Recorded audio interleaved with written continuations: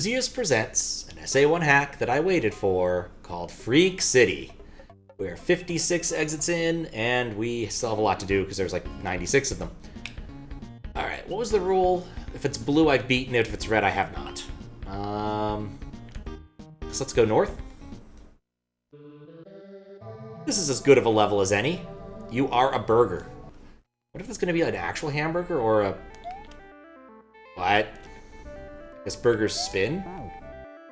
I assume this was some sort of joke, an American joke. A bit like the... Ah. What's up, Boosius? Thank you for the good luck. I will try to have fun. If I end up stuck in the platform I don't fully understand's level, I might not, but otherwise, I feel optimistic. Also, I could be playing QLDC right now, but I'm not. Because I didn't want to. Not that I don't want to do QLDC in general, just I want to be 100% done with CLDC, because I already felt a little bit awkward at the whole, like, I have not completed judging it thing. I am very close to complete at this point. Basically, I just need to hear back from Jobber Brew whether or not a format that I was using is good for his bookkeeping. And then I also need to make a couple amendments to a couple scripts to take into account author names. All in all, not much left to do. Because I'm also ought to do one more editing pass. Because it's always good just to double check, you know? Because sometimes you want to make sure your comments won't be taken the wrong way, and there's a few in there that there's a few levels in there I can say I didn't care for. I like the music in here. And there were a few where, like, the central conceit of it was well executed, even though I didn't care for the exact implementation. And all of that was on stream, so none of it's a big, secret. The chucking level comes to mind, where it's like, this is a very well executed example of something I just don't love. I was getting higher jumps. That's the kind of thing I want. Anyway, we're riding spinners. We need spinners. And not stopping.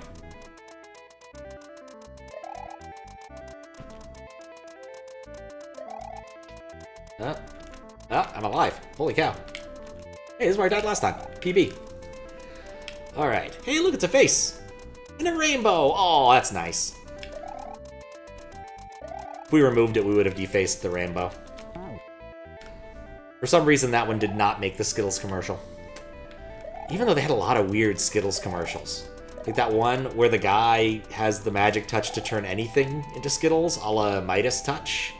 Except, you know, he can't, you know, and then he basically spends the entire commercial complaining about this ability because it prevents him from living a normal life. And he's like, did you kiss your children goodnight? I didn't. Then he talks about how he met a man on the bus. We had a nice conversation. I shook his hand. Now that's all that's left of him, as he just drops a bunch of Skittles on the table. Like, seriously, low-key supervillain vibes right there. It was a weird era in advertising. I should know this track. Hey! Okay. It's got a very, like, JRPG feel to it, maybe. Like, maybe this is like a track in Breath of Fire or something. I could look this up and find out, but honestly, wildly speculating is so much more fun.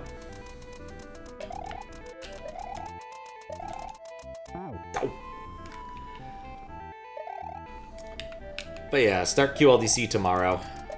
I didn't really expect to be doing both things so close together.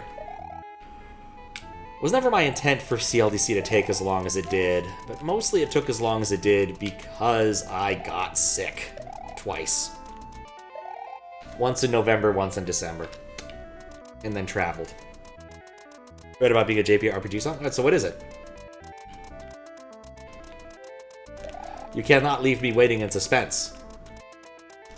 I mean, I guess you can, because, you know, you're the chatter. I'm the streamer, and you have an indefinite amount of time to type out your responses. I'd prefer it if you didn't leave me in suspense, however.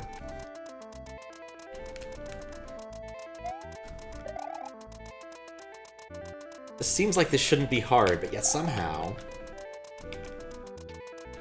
There we go. Oh, it's the main thing from NES. Oh. Finds the NES. Wow. Speculating was more fun. That's true. I meant, I could have, like, gone and used my abilities of, I don't know, the internet to look this up, and I didn't want to. But yes, I have beaten Final Fantasy III for NES, including, but not limited to, its stupid gimmick fight that their team was so proud of. It was such a good game, actually. Plus or minus a few, like, weird bits near the end. Very much a game where you have to think about your resource consumption. Because despite having access to tents or the equivalent, I forget how that worked exactly, your dungeons are so long and there are no save points, you need to be very careful about how you use stuff. And spell slots, because spell slots were a thing then, were at a premium. Definitely gotta say, it's not one of my favorite Magic System spell slots.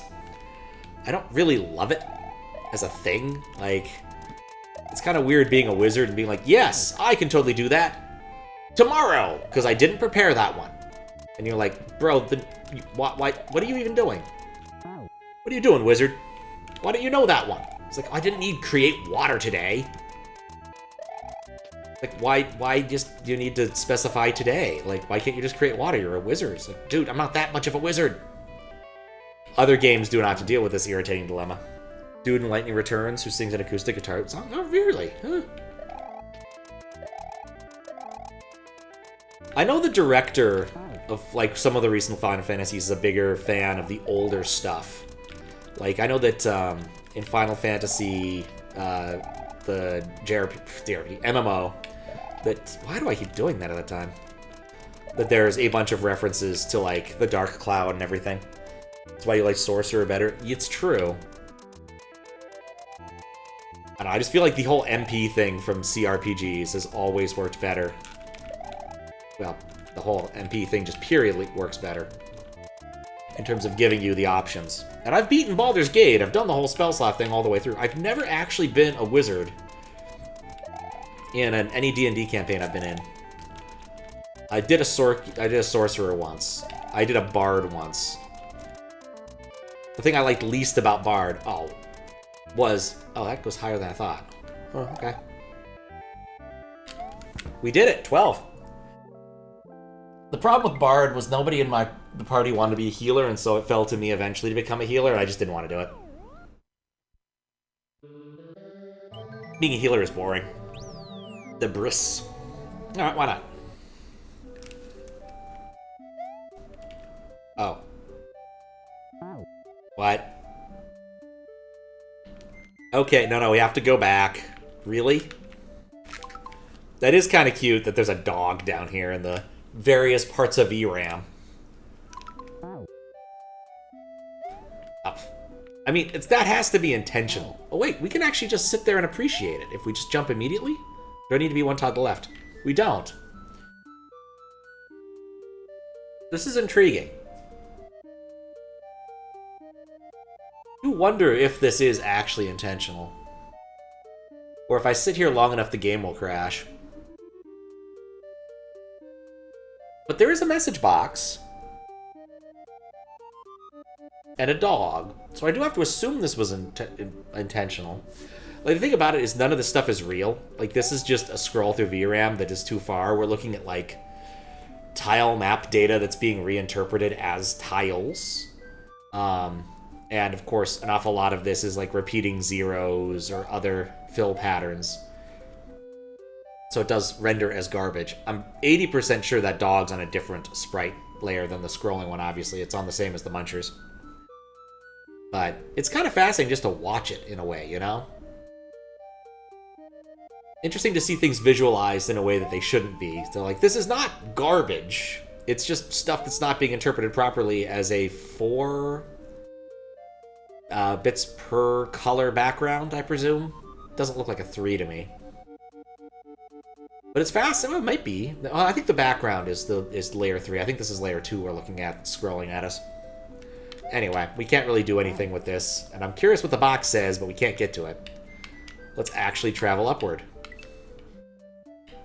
Maybe I'll turn on swimming to see what's in the box. Oh. It's a weird little sprite you don't see very often. I suspect, based upon how the ring is rendered, that it was initially like a Sonic thing. Oh god. I don't like how careful you have to be here. Following the coins seems terrifying. Can I go this way instead? This looks friendlier than coin following. It's also death. Okay.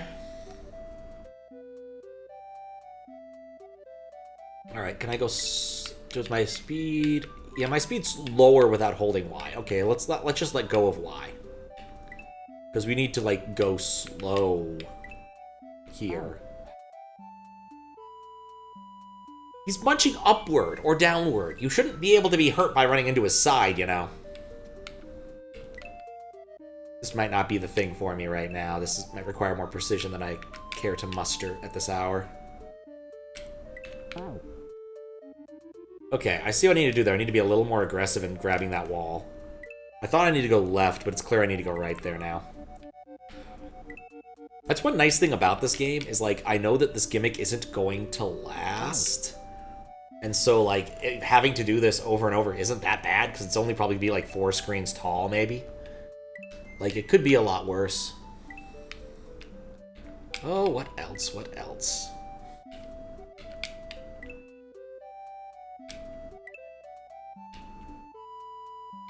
Camera that.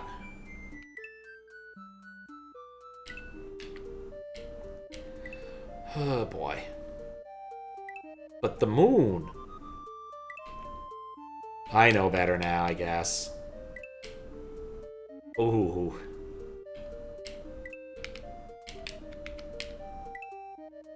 This is only mildly terrifying.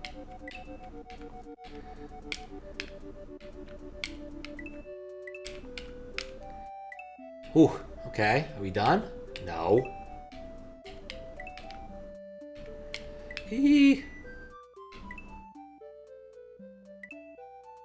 Okay. Let me guess. No wrap around. Alright, well that was the end of the level. That was terrifying.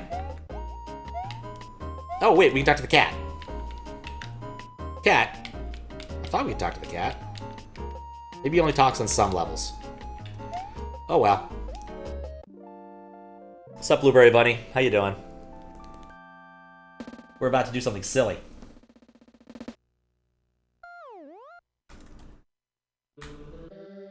Is water... Alright. Let's take a look at what that box said, because I want to know. So jump here, hit the water level switch. Because otherwise I won't be able to see what's up with the dog. Awesome zone. Alright, that's what's up, dog. Oh. Yeah, there is a tiny, tiny bit of land here you could stand on. I have no idea how you would make this jump in practice. But oh well. Alright. Whimsy. Oof. Alright, Whimsy it is. Thwomp plus magic equals question mark. Anything down here? No. It's just a cool lead up. Thwomp plus magic. Is it just gonna randomly kill me? What? Is this what it's supposed to do? There is a small possibility that what I've just done has ruined everything forever and made this level intractable, but this doesn't seem right to me. Like, what am I supposed to do? I can't see it! Wait, okay. Is there a button I can press that makes me embiggened? No, this is clearly intentional. There's a trick here.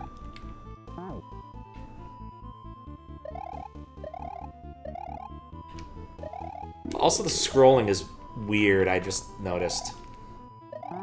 Don't run into that. But, like, I think anytime I reach a certain point... No. I don't love this. Like, this doesn't... Is this the level?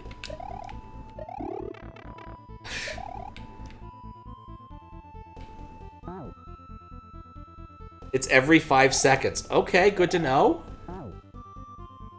I have no control over this. Okay, maybe this spot's safe? No. I don't understand what I'm looking at well enough to make an assessment about what's going on.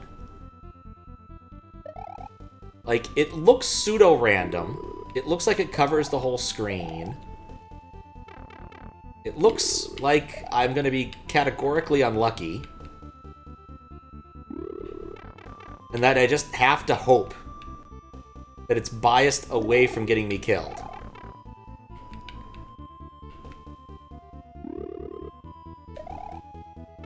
So I'm just gonna try to minimize my hitbox whenever not, you know, small. Spend as little time in the air as possible. Wasted that one. I guess this does have strategy. And then pray I don't get hit again before becoming embiggened.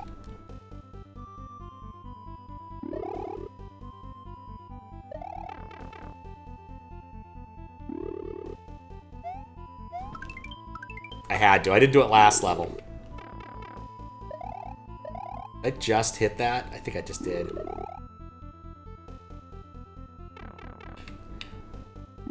I'm good. Okay, now I have to... What the heck is this? Alright, that was weird. Just weird. Sith Wimp is horrible at his job and has to resort to hacking to stop Mario. That makes sense. It's basically random. I think the bottom 2 row tiles are safe. Huh. What's with the epileptic level design? Go up a couple messages, Fries. How you doing, Fries?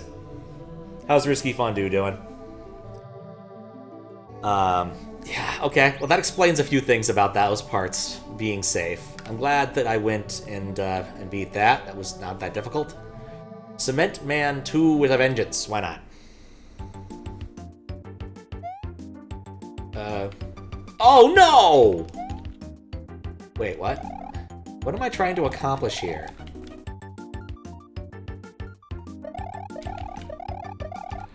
It moves on a parabolic... Alright, it moves back and forth, and then I need to raise it up about 1,000,000 lines while these projectiles hit me in the face. And then I come back down to the bottom. Well, at least I don't die when I come back down to the bottom.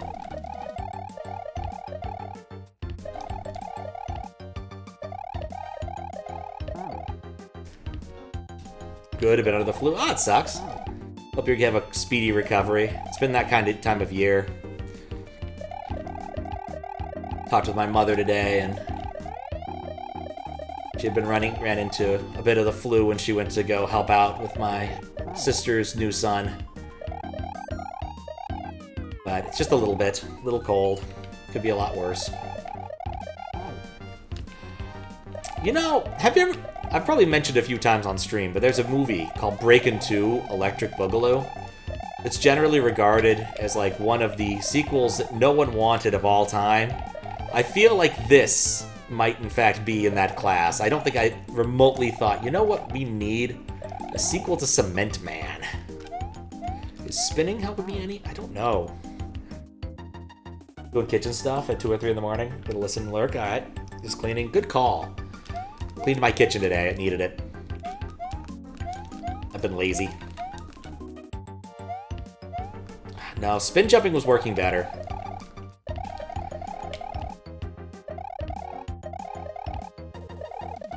To this day, I still don't actually know what the Electric Boogaloo looks like.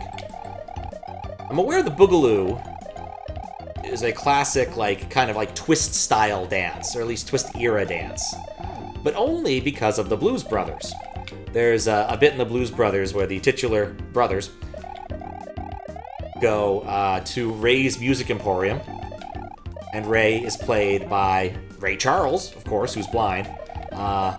And they need musical instruments for their band, because they're on a mission from God to save an orphanage that is surprisingly bereft of children. But as with pretty much every other character they encounter in the movie, there's a musical number. And a big chunk of it is dedicated to a non-trivial number of dances, just mentioning the dances and doing the boogaloo and the twist and a few others. Of course, this wasn't an era of dancing I grew up in, so I don't know much about it. Mostly experienced secondhand, either through media or from descriptions of people who were there.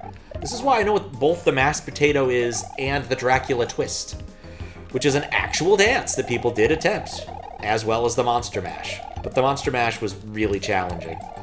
But to be fair, so was the Dracula twist. The Monster Mash being effectively trying to do what is known as the mashed potato while keeping your arms perfectly straight, which is painful. Because that dance is all about kind of like curving your arms around as if you are mashing potatoes. Big shock, I know.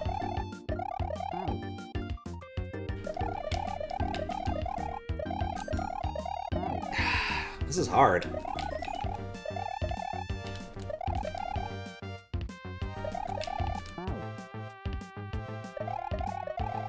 Okay, that's not working.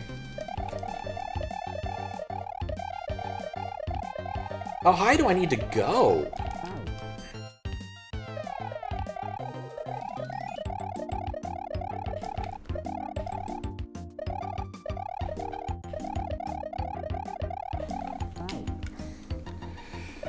Man, I wish I could spin jump on baseballs. Yeah, I came across this one's progenitor in the first stream, and man, it was a demoralizer.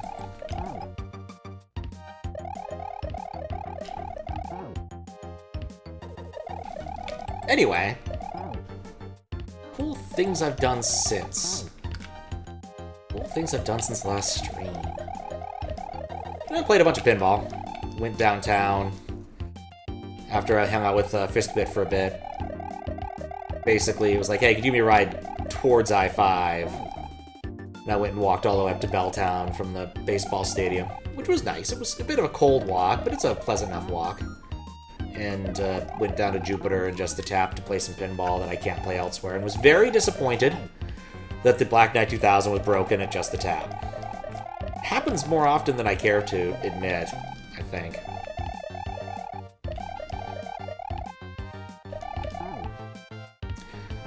In this case, the problem was, like, something weird with how the balls were stacking in the ball, like the center lane. It just stopped.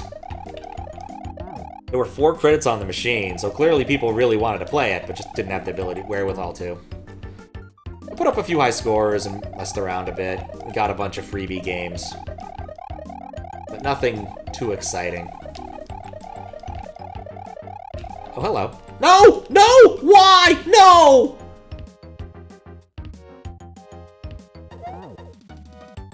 Just shoot me. Speaking of pinball, gone up Pokemon Pinball Ruby Sapphire Retro Achievements over the last few days. Have I experienced Pokemon Pinball? Surprisingly, no. You'd think I would have at least tried it, but I don't really care much for virtual pinball, aside from ones that I'm actively nostalgic for, such as Android. And Necronomicon, but that's because Necronomicon is absurd and awesome.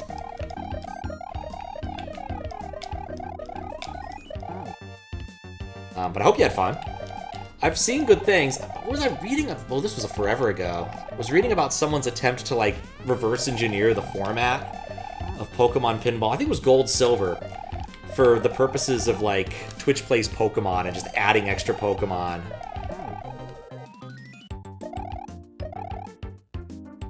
Which I thought was interesting. But I read about that forever ago.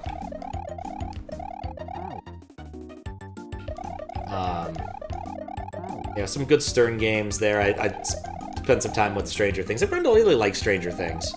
I decided next few times I play Stranger Things, what I'm going to go is always go for tall Demogorgon as opposed to trying to do anything smarter. I'm not really sure why. But basically, you can make... Like, the game has, like, 6 or 7... Like, 3 or 4 wizard modes, including, like, the final challenge one. But there's one that's, like, for beating 5 Demogorgon modes. And if I can get past 3 right now... And it's not even, like, beating them. I think you can time them out and you still get credit. And plus, getting a hole-in-one in the Demogorgon stuff just feels good. Reasonably enjoyable, was curious how someone knowledgeable in pinball would rate the physics, but if I'm played it, yeah. I mean, most pinball physics is weird by the fact that you have no control over the table, a la real life. Like, in general, you feel like tilting is really bad when you're first learning pinball, but eventually you realize that sometimes it's what you're gonna have to do if you want to keep your game going. Speaking of balls, I really wish you'd grab the one at the top of this when I had a chance.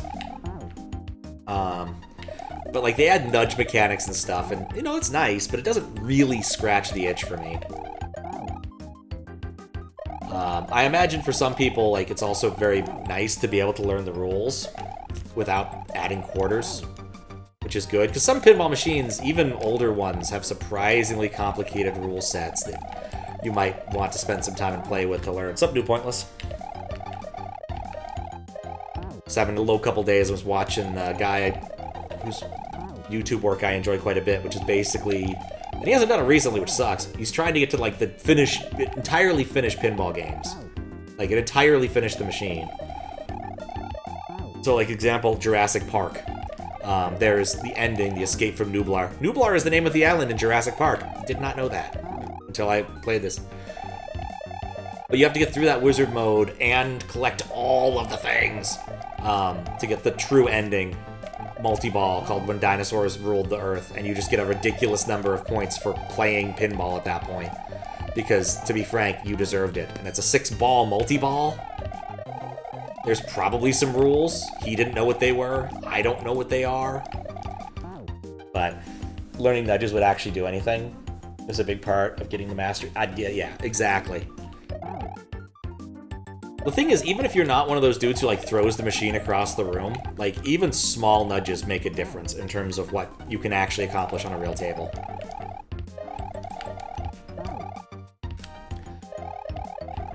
Really wish I had gotten this the first time I got up there.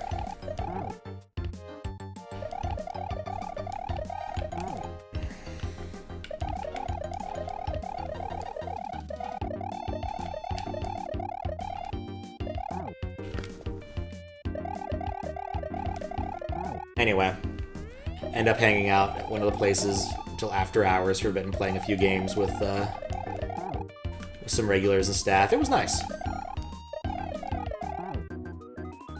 Pass the ball from one flip to the other. Be able to aim at the ramp. Yes. I'm still not very good at the, like, classic pillar pass or whatever they call it, but it's one of those things where if you learn it on well, it can help a lot.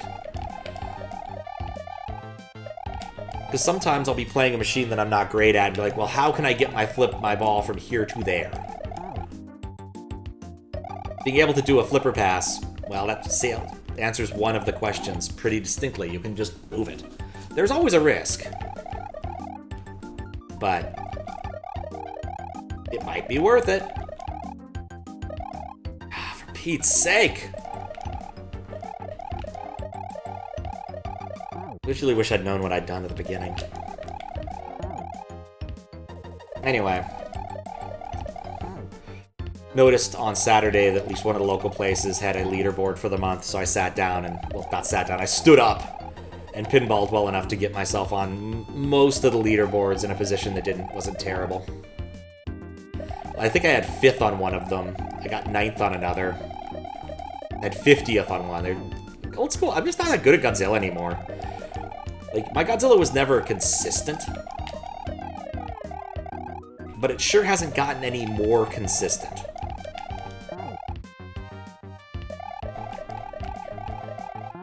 I think I'm beginning to get an idea here of how to do this in a less dumb way.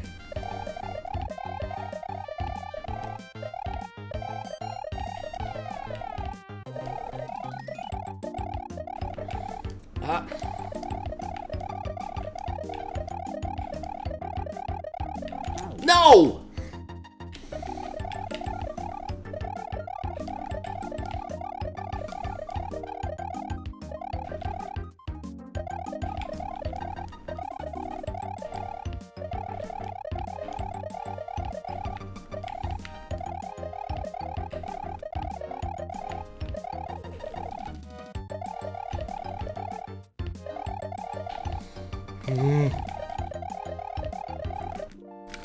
I don't love that. I wonder what the Yoshi was about. Now that I see it. Ugh. Not enough to want to go back and... Yeah, we've already done some cheating, why not? I got the orb. How you doing, Suak?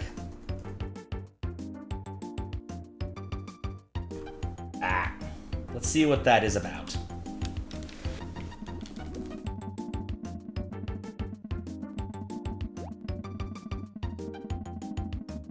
There's a moon under the Yoshi. Oh, you gotta see that it actually has more motion. But no, I think it's just freaking out because we're underwater. Good enough. Tired but good. How am I? I'm doing good. Making progress. Crowded flight. Getting a...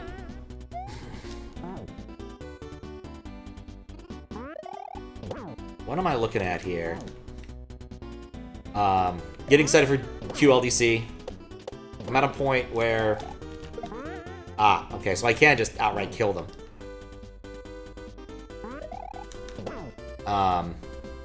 Where I can start QLDC. CLDC is almost complete.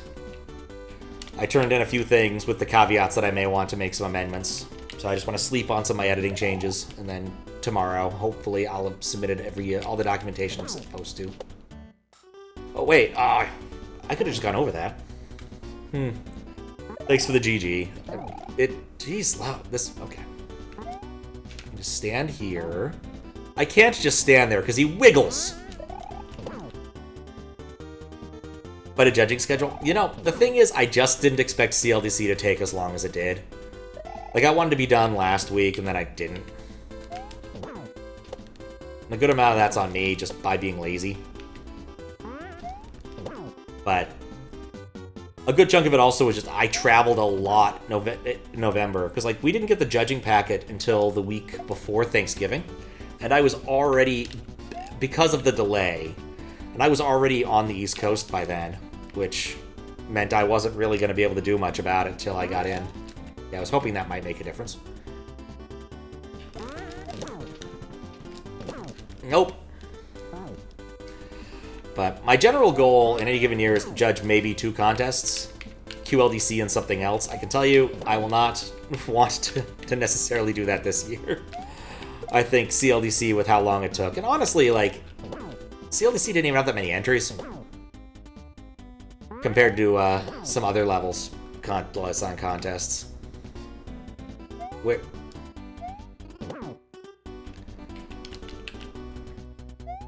But yeah, I had to do some preliminary work for QLDC. I did that. And the CLDC thing, basically, like, I want to do some editing, and then I need to change up a couple of scripts to add author names to them. That's it, presently. So it'll be done for me tomorrow, more or less. Which is just right. I'll get to start up QLDC roughly when it starts. My big problem is just, like, I generally do these... These are generally around when I want to travel. Like, this last year I ran into the problem of, like, QLDC. That happened to coincide, like, right? Let's see, how did that work? I finished that up, like, while I was on the plane to Japan. Because, like, that was a longer contest. I think it started in, like, February, ended in early March, mid-March or something, and then I had my flight out to Narita was, like, April 1st. April 31st, first kind of timing.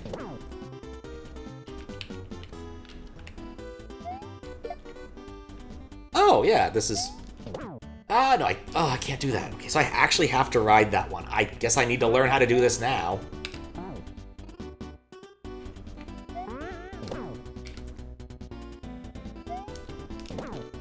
Okay, that didn't work. But yeah, I don't plan to judge any other contests for SMW Central this year. I think I'll be done with those two and be happy. I might play other ones if there's like a VLDC or an OLDC, but I don't foresee it. If there's a PLDC, which would be entirely within my power to cause, we'll consider it. I'm still rather amused at one of the levels I played that had a reference to PLDC and pinball. And honestly, if that wasn't an attempt to curry my favor in some mild way, or at least, you know, go towards the judge's strengths, I'll be kind of unhappy. But, oh well. C'est la vie.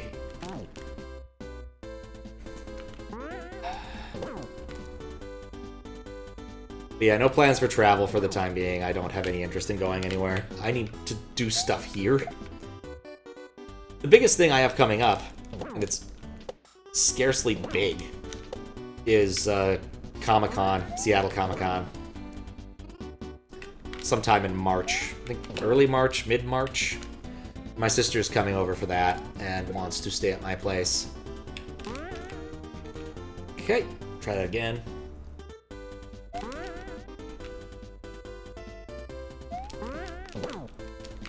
I have not seen the names yet, no. My plan is to unblind myself tomorrow. Though thinking about it now,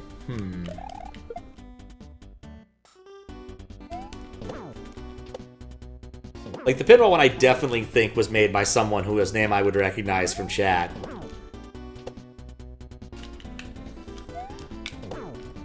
Because, like, there was enough stuff in there that sounds like things I would complain about. Like, I've never complained about the nature of OLDC before, and how, like, it is kind of stale. And also, as a judging thing, it kind of sucks, because you end up listening to the same 5 Mario tracks for the better part of hours of judging. I don't think we'll ever see something quite as ridiculous as OLDC 2020, where we had 125 entrants. I don't think there'll ever be a larger contest. One of the VLDCs might have been bigger, but that's the biggest one I've played through. Okay, where am I going next? This is a hard level. But yeah, like I said, I don't foresee the need to not... Oh, whoops. I don't foresee the need to continue having names anonymous once I've turned in all of my work. Like, in general, there's sometimes when you're doing a contest, people want to fiddle up points up or down a little bit to resolve, like, a tie. And I've never been a huge fan of that. I'm like, just let there be 2 third places, no 4th places, etc., etc. It's more fun for the people. And the odds of hitting with enough judges hitting the exact same scores and having ties is pretty low. Like, it's more of a thing that happens when you've got, like, 3 judges as opposed to, like, what we have 4 or 5 for CLDC. Just your odds of everyone hitting the same average, hitting the same numbers, is so low. Especially, also, we're only talking, like, 37 entries. Which, again, makes a difference. Funny enough, watched Kesuke's judging stream yesterday, and he said the contents are slowly declining, except for QLDC. Yeah. Well, I think part of it is, like, we had a big spike in 2020. Like, that can't be ignored. A great number of people, unfortunately, needed new indoor hobbies. They may or may not have had them beforehand.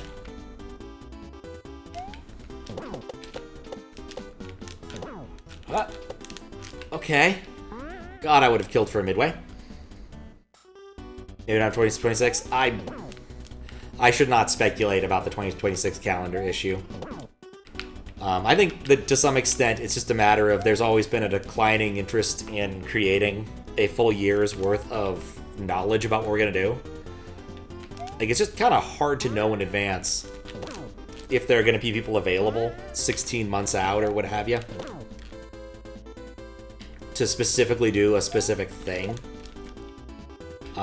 Especially now with people in the PR department getting busier.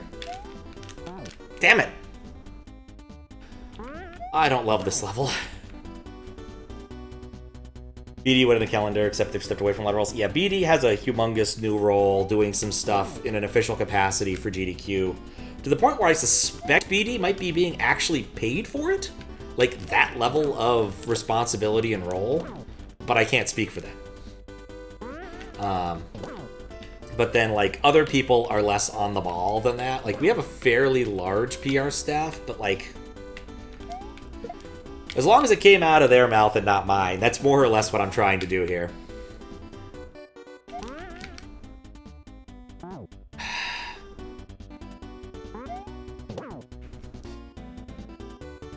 But yeah, like, having that level, like, BD is a master of orchestration and organization, and it's a shame that we're losing them to bigger things, but it's also really good for them that they're moving on to bigger and better things within the same sort of domain of organizing cool video game stuff, you know? Not many people get to do that kind of upward movement. Oh, no! That jump, I think, is the hardest one. I might skip on this one, just because I don't like it. It's basically the same thing, like, 14 times. It's like doing it's like, kind of like landing right on the side of the pipe for a piranha plant. Like, doing it once or twice is kind of fun, but doing it, like, 18 times is not. But yeah, I don't know what this year is going to bring, aside from there is going to be a winter C3. I'm pretty sure that's been stated somewhere, so I can say that. And it's not that far out. I think it's slated for somewhere in the March-February realm. There will probably be some sort of other vanilla-ish contest. I don't know. OLDC or that. Oh! Or VLDC. There's usually one or the other. I do believe that KLDC is weirdly dead, but I don't love that, and they really should just bring it back, because it did solve other problems, even if it caused others. But again, like, I ain't doing any of this. Like, the only way there would be, like, a contest that I'd be running is if we took my puzzle level design contest thing and ran with it. But really, puzzle level design contest is basically an excuse for Fire to make more stuff that I want to play. Other people too. But, like, that's really the kind of thing I want out of this, are really cool puzzles. And it kind of overlaps in tenor with QLDC to some extent, because, like, puzzles. God, that jump sucks. And this one... I feel like there's got to be more consistent ways to do some of these. But yeah, it would be kind of cool just to run a PLDC, because I could be in complete control of what I want to do. And it doesn't require me to deal with creating spreadsheets to give people trophies or any of that. I would just run it the way I want to, and there wouldn't need to be much in the way of fanciness. It would definitely be a qualitative kind of, at best, stack-ranked contest. Like, I would not be providing scores the way, like, CLDC does. Because I think the scoring is one of the weakest parts of these contests. Because, really, Ampersand said they wanted to create a puzzle. See, that doesn't surprise me. Like, I am interested. Maybe I should just reach out to Emperor and be like, hey, let's just make this actually happen. I got the energy. I'll host it and judge it. I mean, how I would want to make that work, there are some really important bits that would matter to me. One would be, kind of like KLDC, you would be required to submit a solution. What that form of that solution is, it's a contest, thought the points do matter. The points do matter. How the points are derived, unless someone comes up with a serious rubric, is incredibly arbitrary, to the point of it's basically, how do I feel about this level? Not to say that the points do not correlate well with certain things, but, like, unless someone writes up a serious rubric, it's very hard to do proper, like, scoring like that. It's like scoring an essay, right? An awful lot of essay scoring in college and high school was vibes-based. Whereas, like, a programming assignment, I can look and say you made these set of errors, and then I can sweep across the set of them, which are all the same, because it's a programming assignment, and give everyone more or less the same loss of points for that specific error. Which is exact Why is that not spawn? I must be a little bit too far to the right. Garfield point system was ranking on levels 1 to 5. Yeah. People are allowed to come up with their own systems. That was kind of a meme thing that was up in the QLDC chat. I have a thing that I will be doing. I'm not revealing it yet because I think it's funnier not to. But my plan, more or less, vis-a-vis judging is going to be the exact same as it was before, where I will write a paragraph. I mean, basically, if you look at my old QLDC judging sheets, it's going to look the same as the text-based ones. What's up, Mayro? How you doing? There will be an extra field. Thought it was pretty funny. Who doesn't love Garfield? Mondays. Ooh, trays of lasagna don't love Garfield. Dang it. Where was I with that? But basically, there'll be a comment, and if I think that the particular thing is particularly good, I will give it a theoretical award. And I also keep a short list that is outside of that judging sheet of, you know, what my top N are, really. In the event that we care about that. And so it's, like, very much a qualitative thing where, like, we're not looking at specific numbers, we're not worrying about that. It's just, like, these levels have good vibes, is basically how QLDC works. And PLDC, I think, would work similarly. Like, I would not be going with a perfect rubric. I would be just more or less deciding this level is at least marginally better than this other level. Ah, nuts. Napped till 3 a.m., dang. I know Hawaluta also has a gimmick he wants to do. I don't know if Author Blues has one.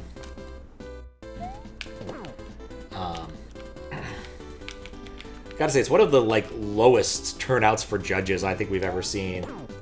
Which is surprising, because, like, I was always of the opinion that people were busting down the door to judge QLDC. You can just go play it yourself, but, like, of all the contests, it's one of the most fun to judge, because it doesn't take nearly as much work as an awful lot of other contests. And the contents themselves are oftentimes more fascinating than playing the 15th romp that uses tiles from Chocolate Island 4.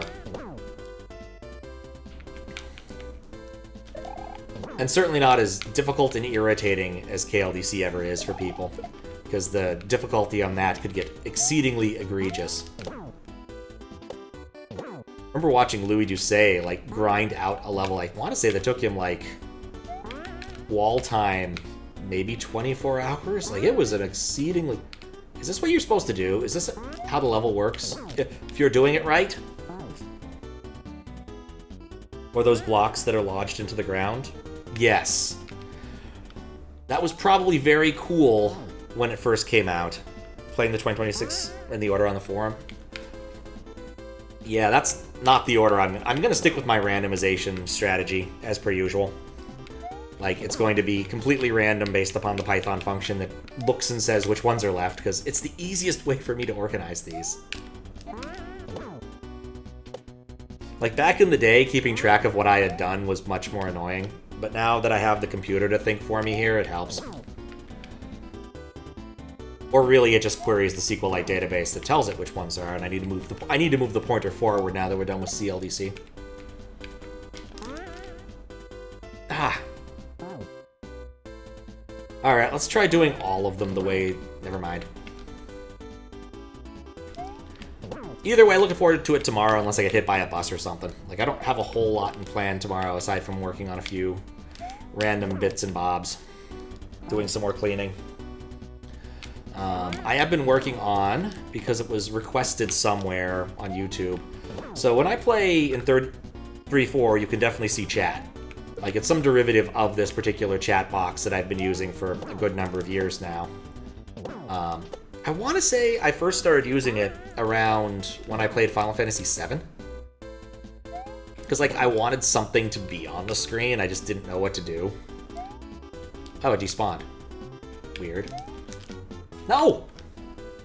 Love random orders, but sometimes you like to organize things. Not all the things. Fair.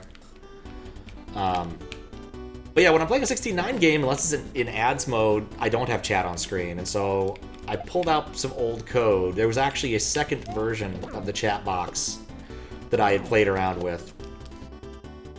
And I might change that one a little bit still.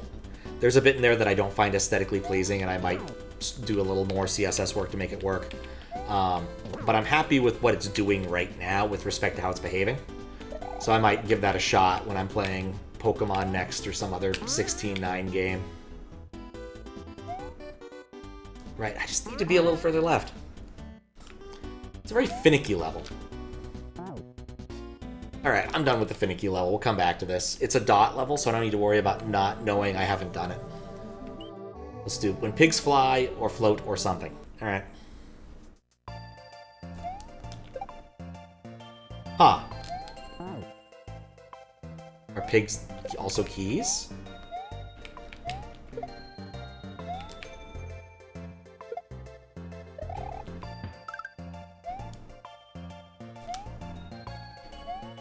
This is a puzzle.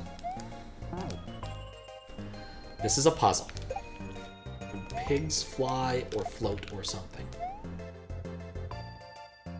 Did pig disappear? What if I let him wake back up?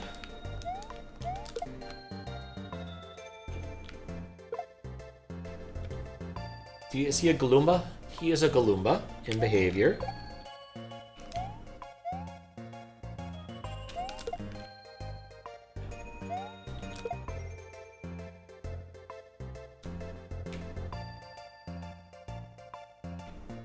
There's something up there that I can't see above the Muncher area. Can I make it? Like, what could this do?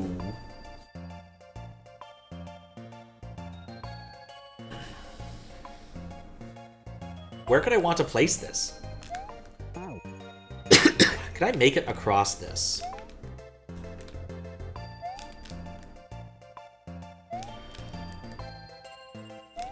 Yeah, you can get P-Speed, but that's going to be a tricky P-Speed to pick up and maintain.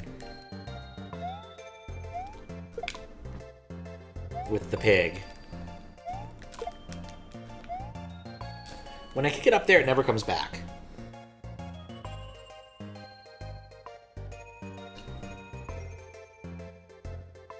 What is the name of this level? When pigs fly or float or something. Okay.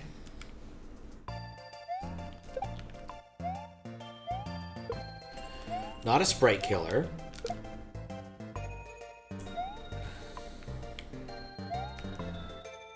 I feel like the entire gimmick around this is there's like one specific spot I need to throw my pig.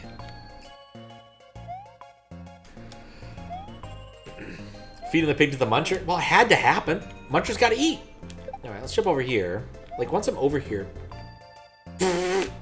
I'm just dumb. I was like, oh, this is a puzzle level. That's not a puzzle level. Just Kaizo nonsense. So why did it disappear up in the sky then? Okay. Oops. Yeah, no doubt. I just looked at this and said, this is what this feels like to me. Won't be the first time I'm wrong. Goodbye, pig. It's just a little airborne. It's still good. It's still good. It's gone. I didn't mean to grab the pig. Actually, it's just kind of making me hungry for barbecue. I haven't had barbecue in like so long. Maybe that's what I'll do tomorrow. I had a salad today, so you know, I can enjoy some barbecue, I suspect. Okay, wait.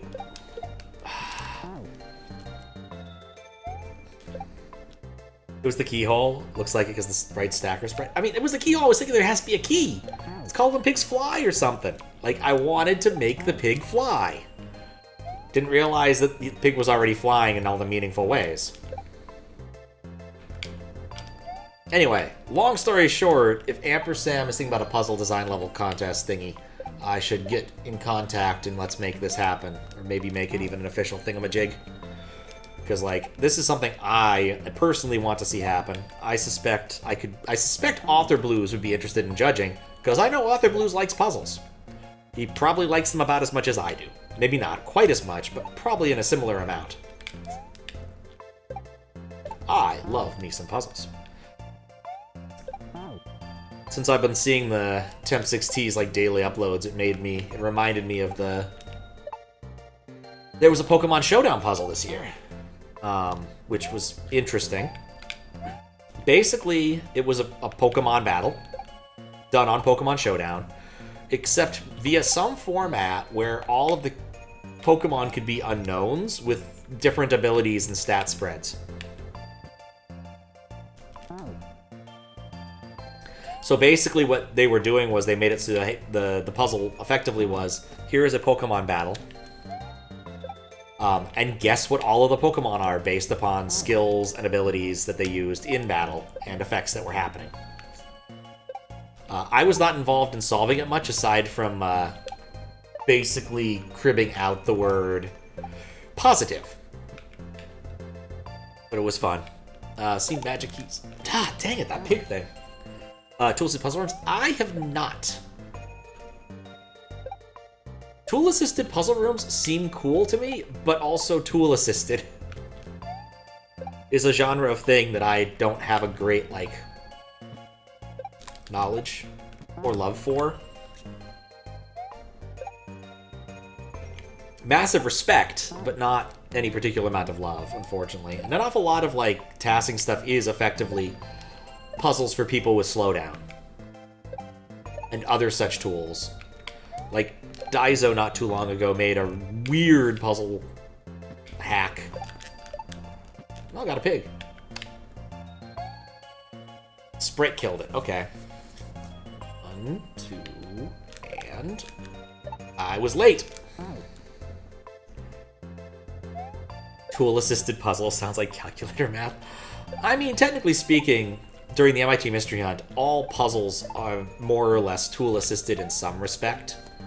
Most teams use Google spreadsheets or some derivative to make their lives easier for cross-universe collaboration. But there are events where they specifically... Oh god, what are they asking of me here? Ask you not to use tools. Or little puzzles. There was one... Thanks, I hate it.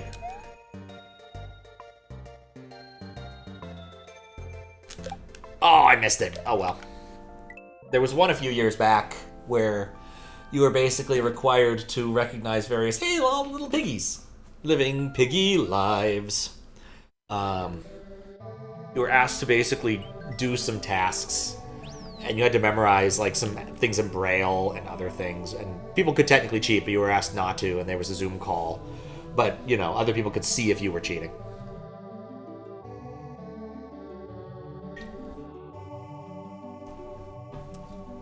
Pausing breaks the game somehow. That does not surprise me. That does not surprise me. Jumpman to the skies. Let's go check out his disguise. Oh! Wait, what? So I have 5 jumps. I have 5 jumps. Coins are completely independent of anything I care about. Okay. Jumpman on a brick. Yeah, I've seen a few of those.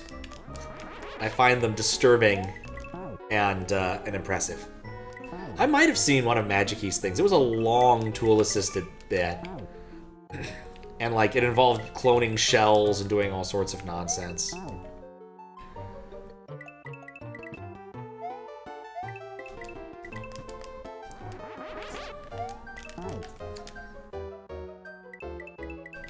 But yeah, pausing breaks the game. There's, like, a few cases where, like, a sprite is still being processed after the fact. Pausing breaks the game. Okay, let's do that. Let's be smart. Here's the trick. Oh, wait, no. Dang it. No, pausing doesn't help me there. Okay.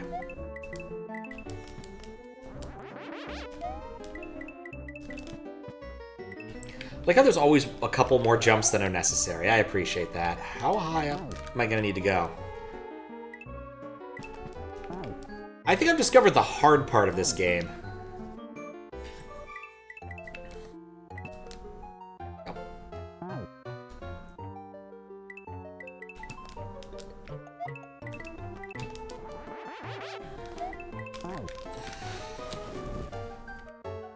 Pausing the game actually fixes it there.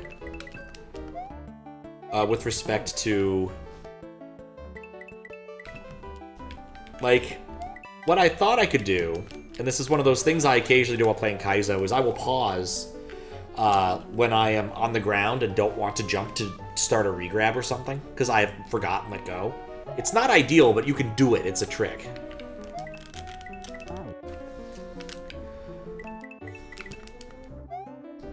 When I've done it in ROM hack races, Glitch Cat has in fact pointed it out as something that is a reasonable tactic. This, of course, is a bit of a problem when they're using my game for audio. Oh, what else? What else?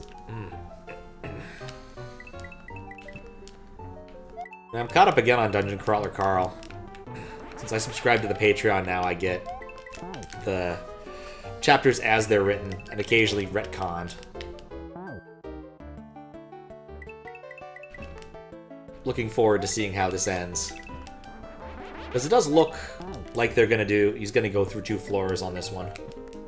Which hasn't happened in a while, but I suspect our author is getting ready to finish this. There's too much power creep, you know? There are too many weird things that are happening that are difficult to explain for what's going on. I need to remember to hold B. It's not that hard.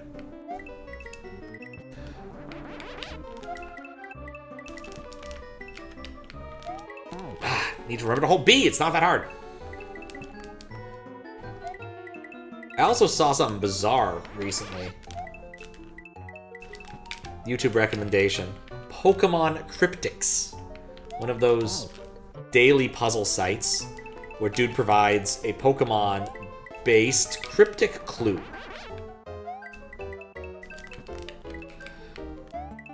And you try to solve it. And it's nice in a way because it like walks you through the cryptic logic if you want it. Because like cryptic clues are weird. So the way cryptic clues work is there's 2 parts to every cryptic clue. There's the definition and there is the wordplay. And you have to use the wordplay and the definition. You don't know which is which. So you kind of have to suss that out and eventually develop a feeling for it. Dang it. What's funny is there were a bunch of, like, cryptic but more evil puzzles this year for the Mystery Hunt. One was hybrids, where you had to hybridize a word in the clue with the answer to the clue. So, for instance, in one of the answers, there was the word rain, but it wasn't rain that you needed to make the wordplay and everything work. You needed the word sleet. And then the solution was snow, because a combination of rain and snow is sleet. The more you know. Okay. Don't regrab B. Okay, well that was an improvement in terms of distance.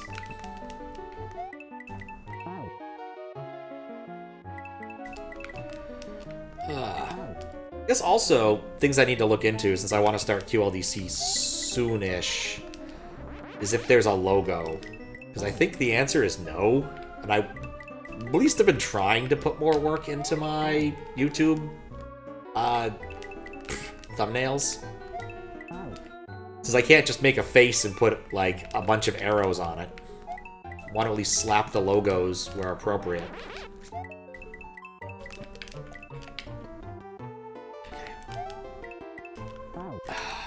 Gotta go a little bit lower there.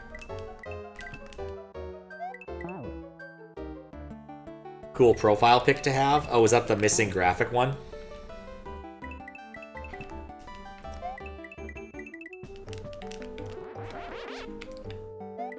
I was thinking I might message Green Jerry, because Green Jerry... need to remember, hold it. For last 72-hour QLDC, made a pretty decent one. little logo that he put in his hack level. But I think all he did was, like, use an existing font, so I just need to, like, do the thing that he did, except in a different way, kind of. If that makes sense. Fun fact, for some, not all, but some of the CLDC ones, I did put more work than just slapping the logo on, especially in areas where there was partial transparency. Because I thought it'd be funnier to put the logo slightly under the partial transparency, which was kind of nice. I hadn't done that level of Photoshoppery work in, like, years, and it was just fun to do.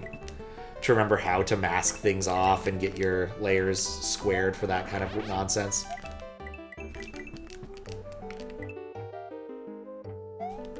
Ah,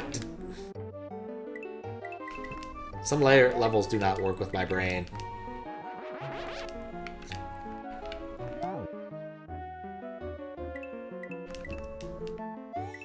But yeah, I've seen a few Mario World-ish fonts, i.e. like the logo fonts, and I imagine that's what Green Jerry used for his. So I might just do that. One of those learn how to install a new font kind of things. I haven't done that in years.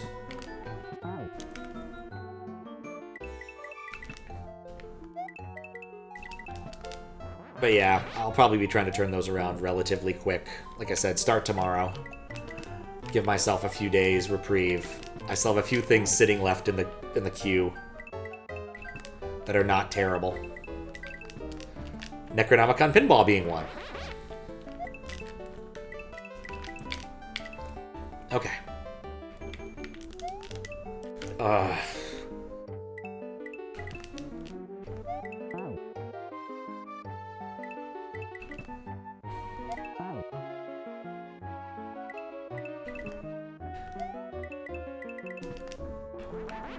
I'm in the good level design room.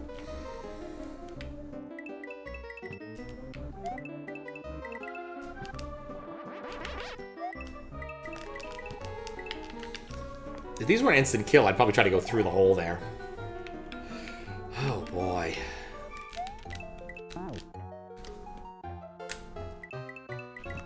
This also might be a bit beyond my ken starting at this hour.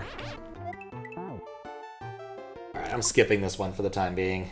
It's only a 4? Jesus.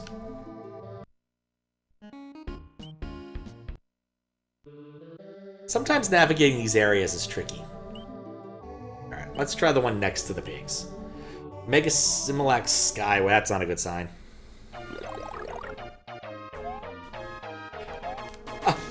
What is this mess? Okay. Oh, that does kill me. But it doesn't murder me, it just hurts me. I guess I can work with that. Is this...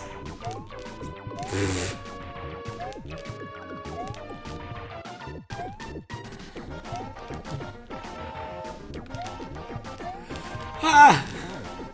What is this mess? Okay, think.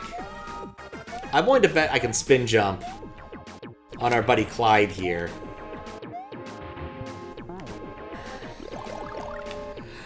Yeah, Megasmilax indeed. Smilax. Just need to give him some of the fertilizer. No, he stays... Okay, I get it. He stays a distance away from me. Doesn't help me now. Okay, so that's not gonna work. Alright, so then what? Anyway.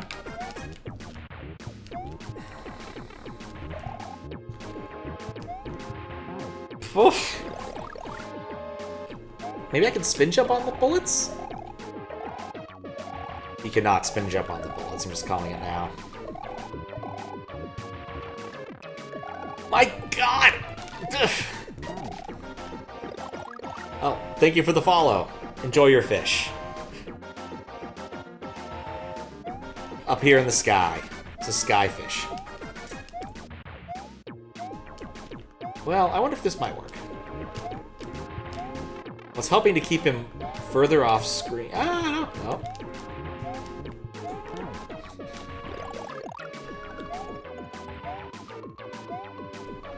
God, there's so many levels I've given up on today.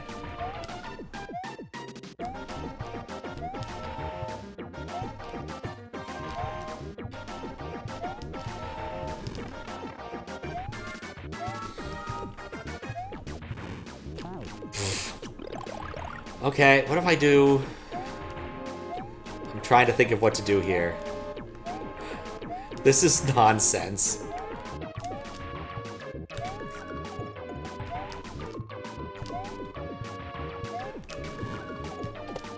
Oh my! Okay, it handed me a boon there.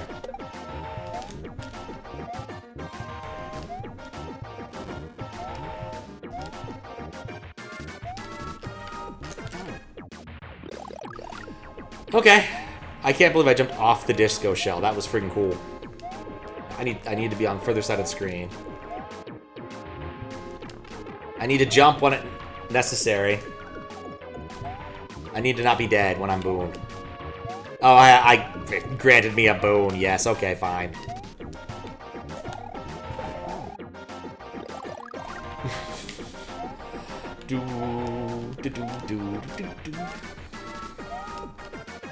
Oh, man. I should do more Pokemons. Last Pokemon stream was cut a bit short due to being exhausted. Which won't be as much of a problem because I've already ruined my sleep schedule again. I'm going to re-establish my anti-degeneracy wake-up alarm now. I woke up way too late today.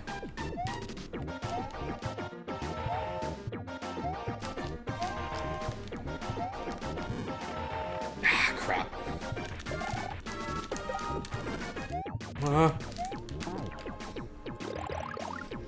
If you fall off, it's so done. We're so done.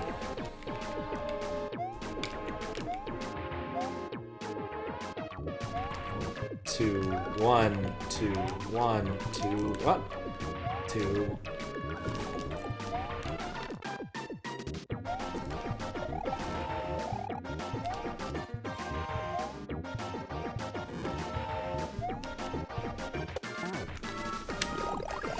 Oh, this is nonsense.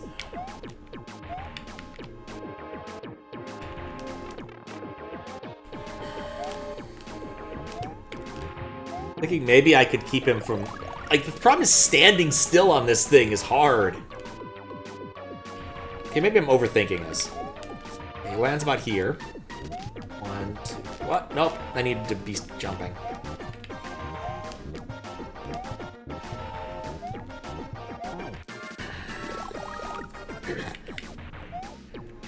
Oh, boy. This might take a while. This moderation specifically. Because, yeah, if I let that fall behind, I'm hosed. So I can't spend too much time just jumping.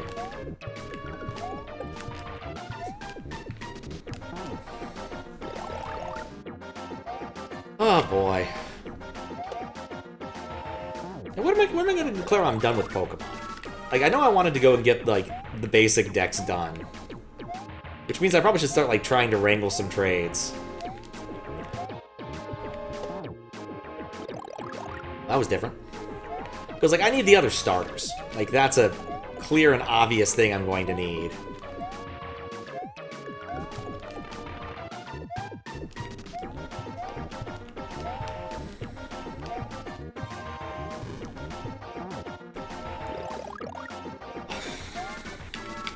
Not to mention, you know, other, like, game-specific ones. Like, I don't have all the... And I don't even have all the robots yet.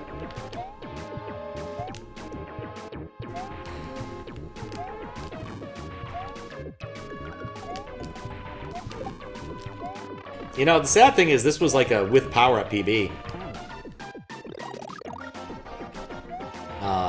Yeah. I guess I could also just, like, randomly trade with people and see what I get. I guess I just, like, put it in my stream title, like, I need some Pokemons. People will probably be willing to trade for some random crap. Did have that guy come by who wanted to trade a Scyther.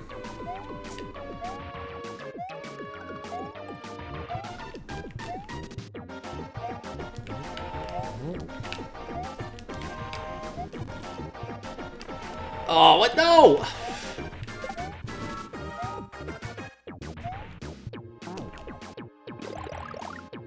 I think getting that moon might be free if I just don't get hit by that point. wonder how long I have to do this for. God, sprite stacks. They are the gift that keeps on giving. Like, Boosius has truly mastered the art of weird sprite stacks and X-position, Y-position linking. This is another, like, I'm just not doing this right now. I could be trying to grind that out. I don't want to necessarily do that. There's at least a couple in here we haven't even looked at yet. I'd rather look at those. Alright, the Flying Treadmill. Oh god, it's gonna be the same kind of thing, isn't it? Okay. Oh, no! Okay, it's purely X-Link when I'm moving, but when I stop moving, it becomes a proper regular old wing platform that has inference on my movement. Interference, I suppose.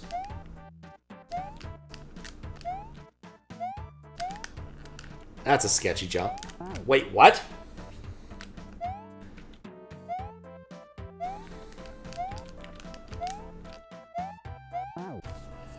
Hal Golf. Huh. I've never played Hal Golf.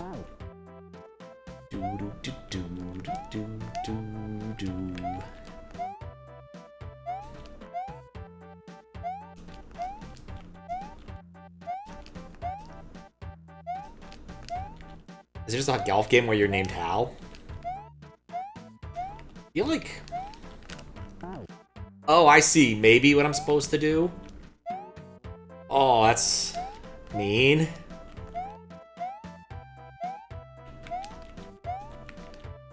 Like, getting over this was really tricky. But I think with the positioning, what I'm supposed to do is try to get one of those balls in a position where I can jump on it.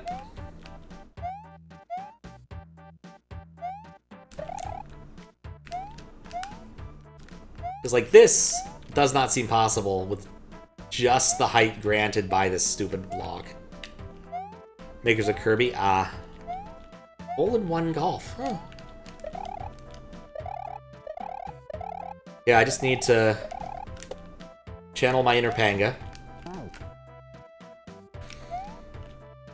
That's probably not the correct solution, but I have zero qualms with using it, because I don't know what else you're supposed to do there.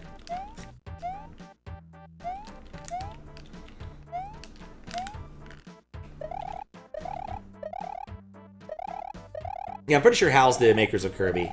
There's some sort of related subsidiary to Nintendo, but I couldn't tell you the exact relationship.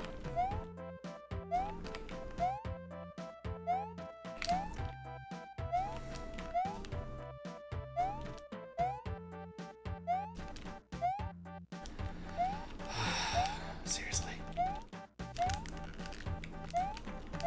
It's like a mandatory moon. I couldn't have avoided that one if I wanted to.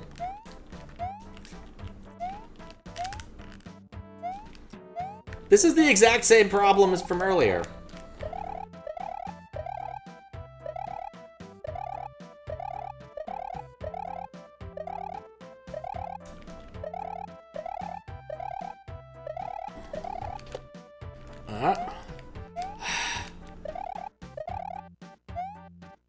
I can make this one with a good jump.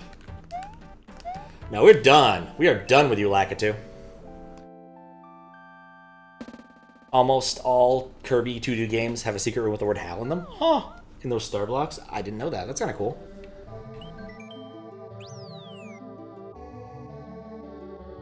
Miku's Star Hell. Well. I see. Miku is explosive. And follows me. And has clones. I understand now. And this is kind of cool. That's one thing she don't do. She's not jump-ooing.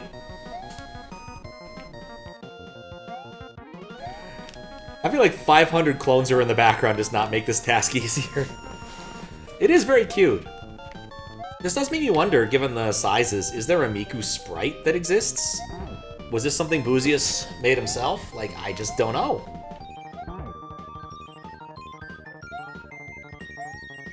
It's probably ripped from a game if I had to make a guess, but what game? Oh shoot, Miku, I don't have the power-ups for that.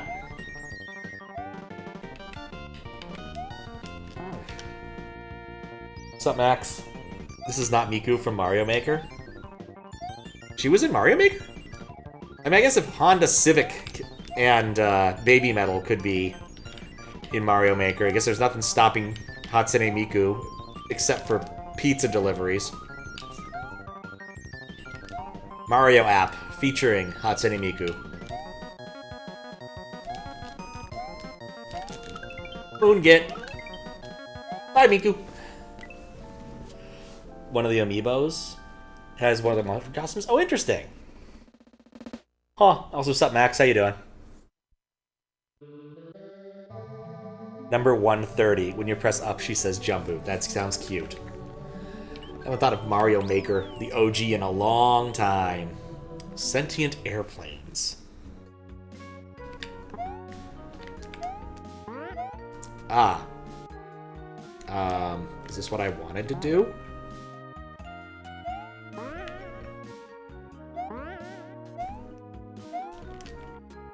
Then I need him to go. Ah, I got... Dear Lord, the amount of mileage is being gotten out of this. It really did not want to stop. I got distracted. There were a lot of weird skins in Mario Maker 1.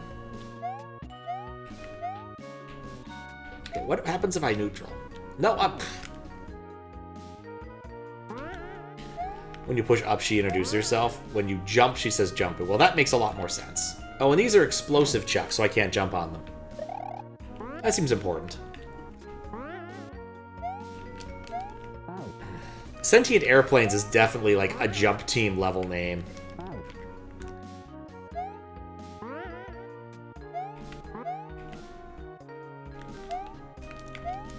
Like 100% a jump team level name.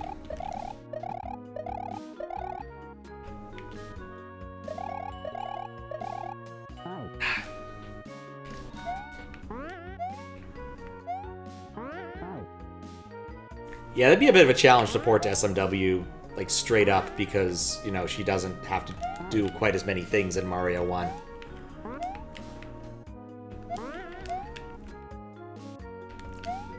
I actually riffed on that, on the subtitle of the pizza app featuring Hatsune Miku when I did a YouTube video or something a while ago.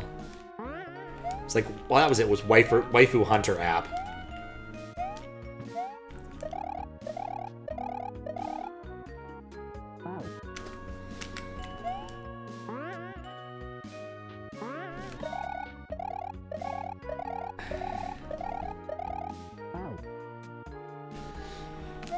Back forever ago, April Fool's Day, when I played the Tunia VTuber game. That was a trip.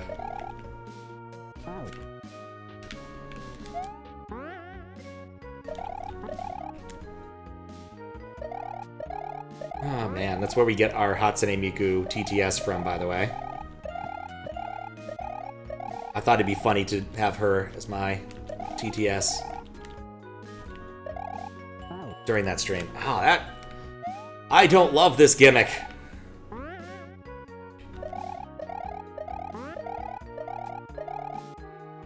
There's a lot of gimmicks where, like, I'm attached to an object, and then the way the object behaves, whatever I'm on top of it, is nightmarish. A very large percentage of this hack's levels.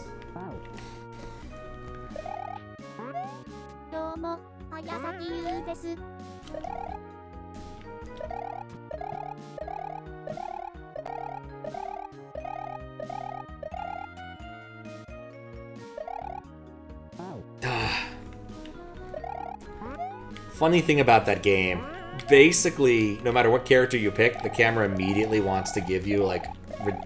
if you leave the camera's default location, there will be panty shots aplenty.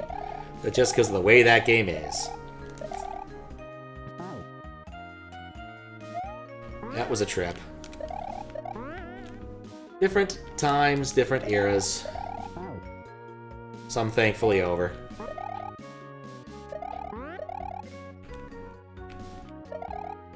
I feel like this thing gets faster the more I play on it.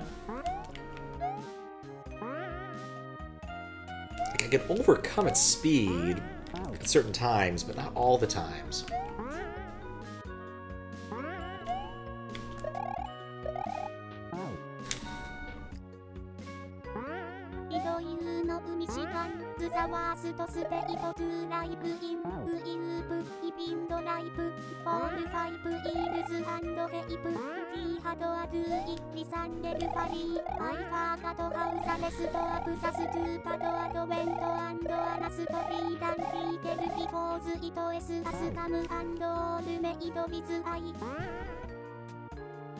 There was an ad? Huh. I always thought Wisconsin was more of the DUI state. Michigan I did live in once when I was a kid. I liked it well enough. I was also a kid. Didn't have a lot of preferences back then. That's what I knew. I do remember snow, and when we moved to Alabama, I was confused by the lack of it. But then we had a nice snowstorm in the winter. I'm like, oh, this is all going to be, you know, how I know this stuff. Of course, that only happened every few years.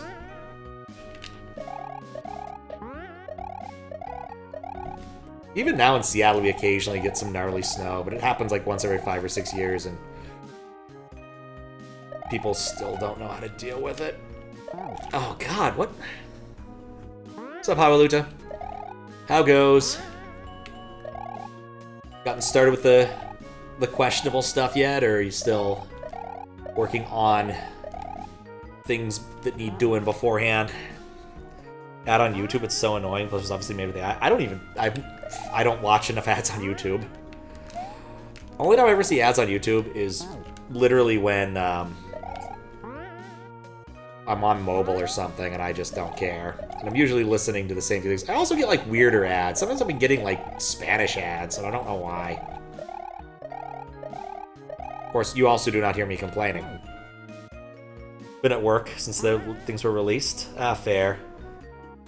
Cancel D&D to catch up on sleep. Nice. Meeting's over, so you can poop. I'm glad to hear it, Fries.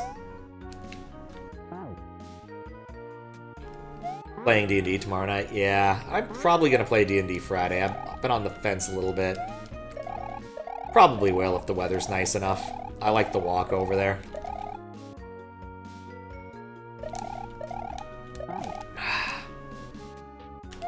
Thanks for the good luck.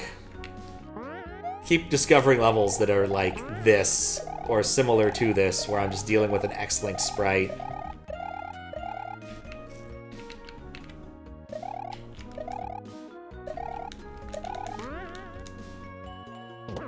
Oh, hey! Ah. Might skip some sessions, yeah. I might have skipped, like, D&D had I not finished CLDC. Like, that would have been a thing to do. As it stands, I'm probably gonna go and then do some. Boss makes $1, you make a dime. That's why you poop on company time. Me too. Long time ago, when I was at Microsoft, some PM came up with the bright idea that we should actually, like, have vague time cards and fill them out.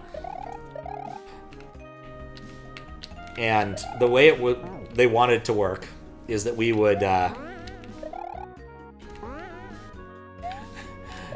fill it out on an amortized daily basis. So, you know, if you spent about 2 days or 3 days a week on triage, okay, fill that out. And you spend about a day on email, because that's about right. And, you know, then you spend a certain amount of time programming or testing, and you put that down. I'm like, okay. So I went to that, and I said to my boss, okay, I've calculated it out. Based upon this amortized calculation, I need to put that I spent approximately 1 day a month in the bathroom. I did the math. It fits. Amortized. He was not pleased with this calculation. And I never filled it out because fuck working in Product Studio. Truly one of the worst things ever made by Microsoft. Like, it's ostensibly a bug tracker, but they tried to, like, use it for all sorts of nonsense because PMs loved it. And the worst part was, there was so many small things that were incredibly irritating that never got fixed while I was there. For example, when you started typing someone's name, it would do a look ahead. You know, like, that would be kind of smart. You do a look ahead, and you go into the GAL, Active Directory for those of you who are not Microsoft people, and start looking up names. This makes sense. That's how you know who you're looking for. Unfortunately, it did this synchronously on every letter. You start typing A for Anderson. Oh boy, now I get to wait all the way while it queries every single person whose name starts with an A, so it can put them all in a drop-down box when I was already typing the rest of the word Anderson. Whenever you stop and think Microsoft Teams may suck or GitHub issues are terrible, just remember you're not using Product Studio, or its predecessor, Raid. Effectively, did I ever tell you how lucky you are? It's actually sitting over there. Silly blue sky thing that, Gremlin. I still don't know what to refer to the person formerly known as Jetty properly. I'm not referring to someone as Smell. That is just weird to me. A little bit too far. I'm going to be accommodating, but that is not there. Dealt with Raid. Did you actually use Raid, the tool at Microsoft, or Raid, the thing that you use to spray bugs? Raid and WoW. You probably had more fun then. Now, the tool at Microsoft was not long-lived. Like, you would have had to work at night Microsoft in the maybe early 2000s, late 90s to run into Raid properly. Dagnabbit. A NAS. Oh, yes. Well, that's a different kind of Raid, and a far better one. As a kid, I always wanted to get like a Raid 5 setup, or a Raid 10 setup, or something like that, and then, you know, never happens.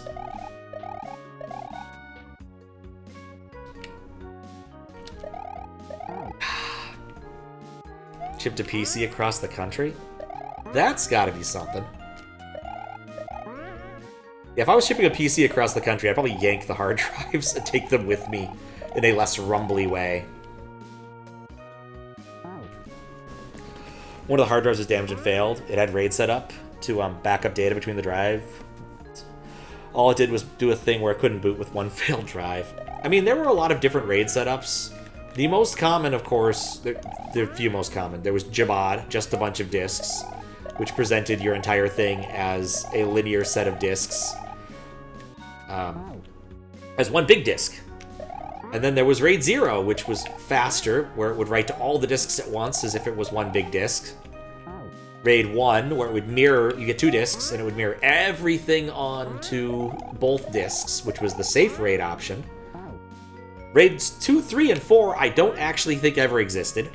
RAID 5, instead of writing it out at the same time, it would write out everything it was doing would be written out 1 and a fraction times. So let's say you had 3 drives in your RAID 5, which could scale up infinitely, I suppose. When you wrote a chunk of data, 2 of the drives would receive data, the other one would get the XOR of the data.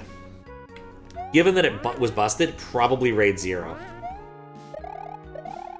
And then there were more exotic formats like RAID 15 and RAID 10, which were combinations of those other things. You don't hear about it much because SSDs are really effing fast. And so very few people even bother using spinny disks anymore unless you need more capacity. Or longer-term storage options would be the other reason.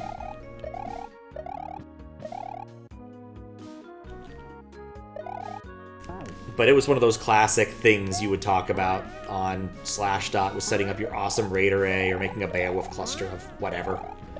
Beowulf cluster of toasters that run FreeBSD! Okay, sure, why not? Liquid nitrogen cooling your overclocked computer. Fistbit was telling me about some adventures in overclocking, and I asked if he used a pencil. He's like, well, I did do some math. Back in the day, I think it was a Celeron, but there was a specific chipset, set of chips really, chipset means something different, where you could literally unlock a higher speed by just drawing on it with a pencil. It sounds very, how would I phrase that?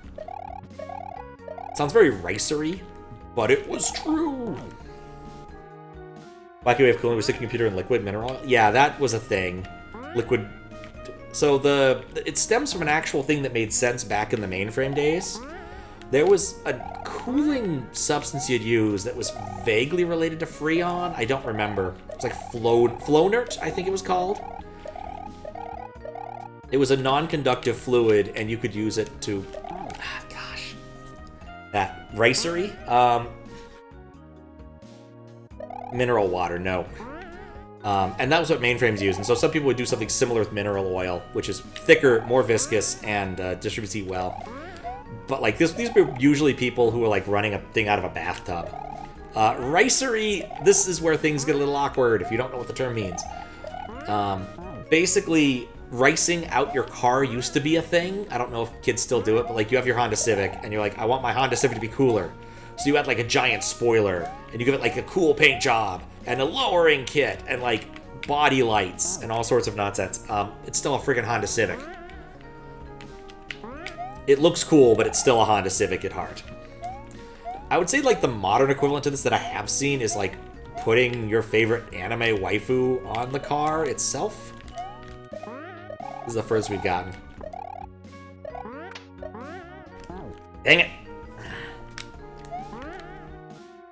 But like, I don't know if it's a thing people still do, the like ricing out your car by putting on bits and bobs that are expensive but don't really change the fact that it's still a Honda Civic or a Toyota Corolla. Only time you've seen waifu cars when you were in California. The funny thing is, I did see a few in Japan. I also saw an awesome wizard van in Akiba, which was unexpected. Cool enough, the guy was actually in it, so I asked if I could take a picture of his cool wizard van, and he was cool with it. One covered in hentai?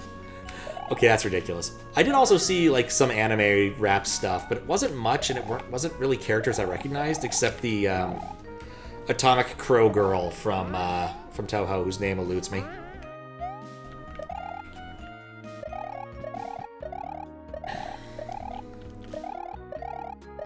I know her theme song. But I do not know her name off the top of my head. Was The World Is Mine? In The World Is Mine, you saw a guy with a Miku van. Well, I mean, that may just make sense. Yeah, maybe we should find that picture of the wizard van thing and post it somewhere. I don't know, it's one of those things where even when you do get permission, like, taking candid pictures of people in public is weird. It's married that has a half-face, half-sleeve. That's impressive. Had like 5 TVs, who's always watching while driving. Oh, that's not good. Pay attention to the road, he ignored them. Yee. Very white trash. It's very weeb trash.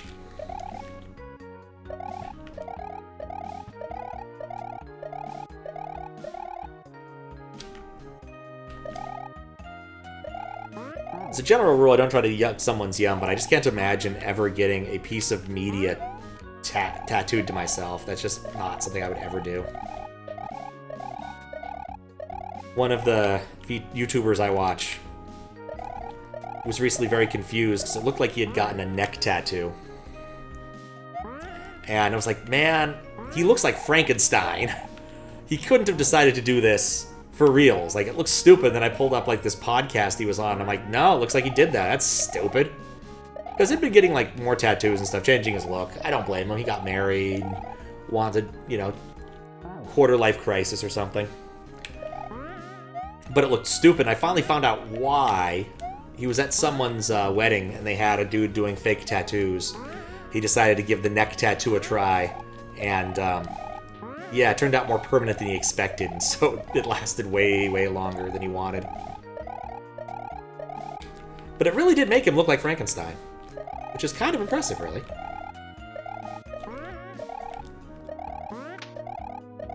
And no, I don't have any tattoos. Like I said, my general opinion on tattoos is have fun. But I will not be joining.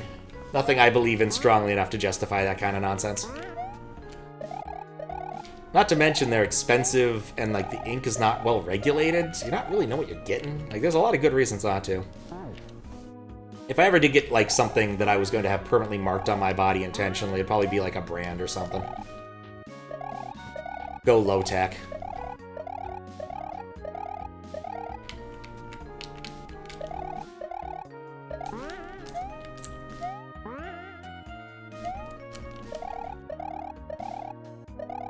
Alright, there we go. We're at a point here.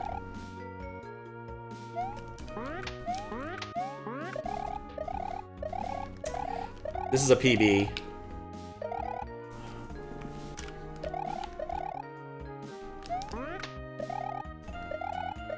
Oh, I don't love this. I should read chat. Oh, I just... Oh, no. I took him too low. Lots of minis with nipples on them. Ask your friends if they were kosher. I mean, it depends on what they're made of. Not big enough. Micro slop. Ugh. I mean, you're not gonna eat them. Actually do have nipples on them, yeah. Don't know why, but this immediately makes me think of bat nipples from Batman. Some of those 90s Batman ones were not very good.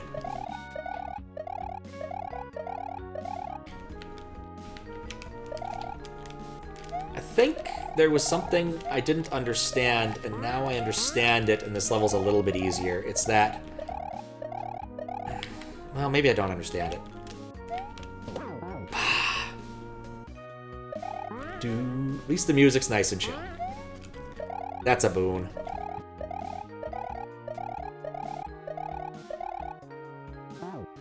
So yeah, 80 exits are required. I'm at 61-ish.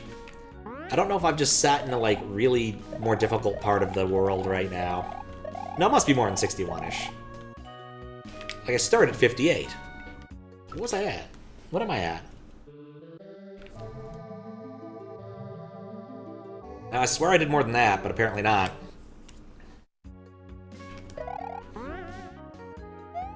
We still have a bit more time before I need to wrap her up. Like I said, I need to not, like, go to sleep around when I did last night. One of those irritating things, like, I was tired all day and then suddenly had an immense burst of energy to work on, like, 2 or 3 things. Admittedly, what I was working on wasn't productive in any useful sense. I found a sort of daily puzzle that's a drop quote thing, and I do love me a drop quote.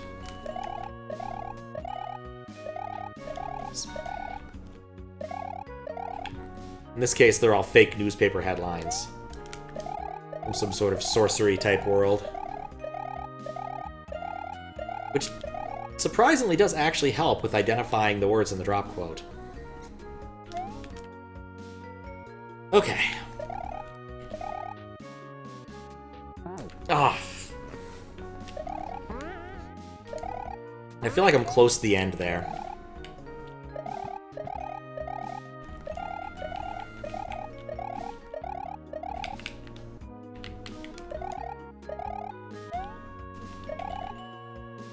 Make it easy. Alright. I should take it easier.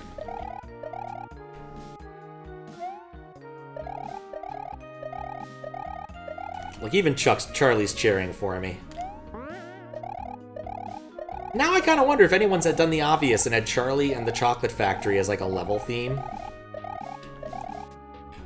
Okay, hopefully I didn't drop it too low was the end of that sentence.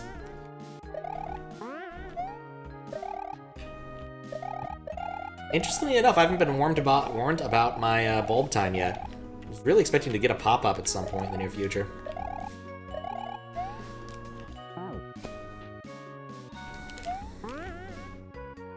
Well, that reminds me, I need to, like, record some video or show off how that... Maybe I'll do that before we turn in. Get some opinions about that other chat overlay I want to use for some stuff. It'd be nice to hear opinions from people who will end up having to see it, and not me. Because, like, I can see things, but I always give a different view of Twitch than you guys do quite clearly, because, like, I don't see the overlay. Though occasionally, I guess I do. When I was playing, I guess my plan when I was at on the East Coast, if I played Pokemon, was to just play the Switch through OBS, because, like, the latency for Pokemon doesn't effing matter. In fact, I had issues getting Mario Wonder's sound to work properly, so I ended up just running it back through OBS. It was a much easier solution than actually figuring out how to make sound work.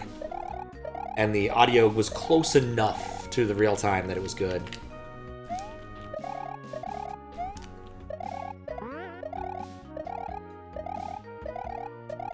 Ugh.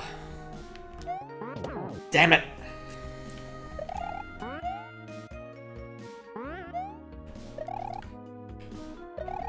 Yeah, I'll be curious to see who ends up winning CLDC. Like, I'm not the last judge to finish, I don't think.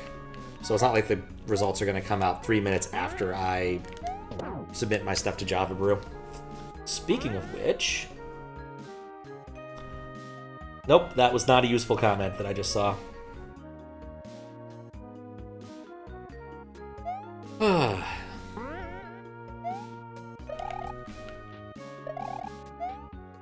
I am picking up an itch to play some more puzzle game, though. I think I might throw some Torielban in next week. Because, like, I want to play that game. It is a fun game.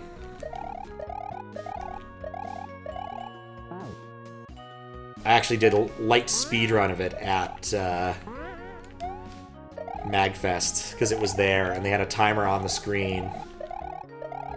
Basically, I think the plan they had was to limit their demos to 2 hours. I don't think that was a problem for anybody, really. But I was like, no, I'm going to play for 30 minutes, and I got stuck on a particular level. Thought about it, talked to the dev, said, yeah, no, I did this mostly on this level. He's like, oh, I didn't realize I could have done that a different way. Huh. That was pretty much how that actually worked. He said that, and I realized I could have done it a different way. I realized that the way I was doing the ordering for something was not ideal. Like, this is actually better, because then I don't go quite as high.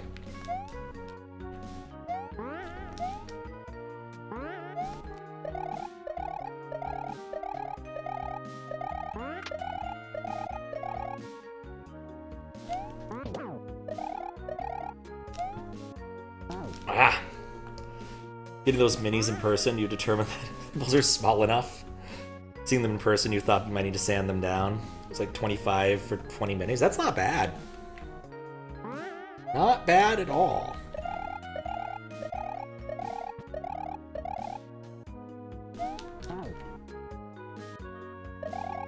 Just, what have you been up to this weekend, Howluta? Oh, I've just been sanding off some nipples. Bro, what?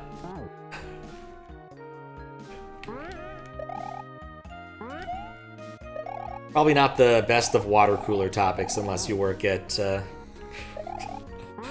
whatever that one is. Initech. Not Initech. Whatever the one is from Phantasmagoria 2.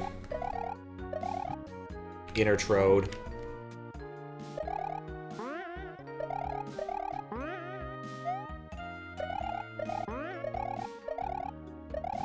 Hooters? I don't think you sand down nipples at Hooters. Maybe ice down, I don't know. My vague understanding of Hooters was, like, it wasn't required that the woman be particularly busty, simply that they were the first things that touch the wall if she walks directly at a wall.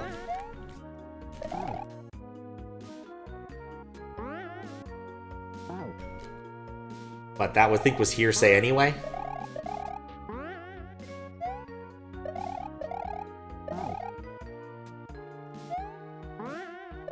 I guess if you worked in, like, some other censorship job, like you sell statues to churches or something, and they're classical statues with nipples, and, like, you don't want to have non-nippular stock and nippular stock, and so you just, like, sand off the nipples when it's necessary? I don't know.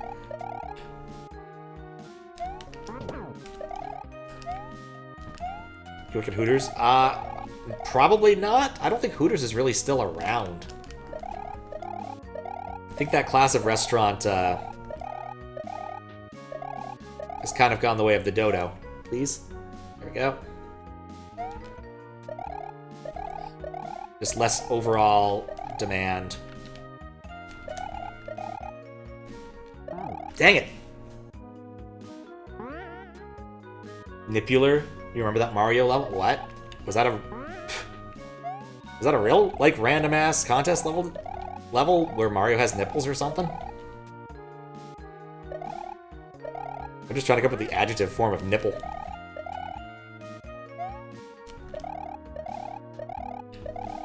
That was something that was annoying me when I was doing editing for my CLDC notes, is I kept running into things where, like, Google knew the word I wanted and just like, hey, you've misspelled this, but we don't know your own misspelling, and then I'd have to, like, figure out my own misspelling. And it's not like it's that hard of one. I was missing, like, an R when there were double R's. Like, that seems like a pretty reasonable misspelling to me.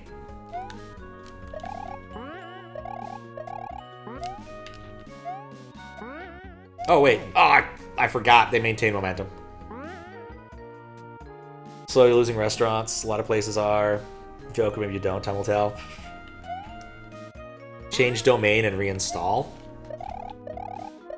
Because, fun fact, Hooters briefly had an airline. One of those, I think I only learned about this because of some sort of, like, news of the weird or Wikipedia surfing. Basically, the idea was it would be an airline, and there would be Hooters girls. Woo, party! Problem with this plan. You need to be a trained airline steward or stewardess. So, at best, the Hooters girls were just kind of on the plane as extra weight, and I guess they could serve drinks. It was pretty silly. It didn't last long.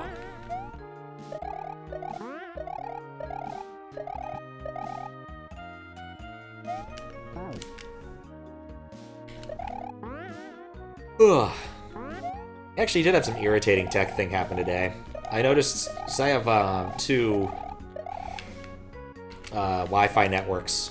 One for old devices and one for things that run on the 5G Wi-Fi standard now. I really should get rid of the old one, because it took me a while to notice that I was on the old one.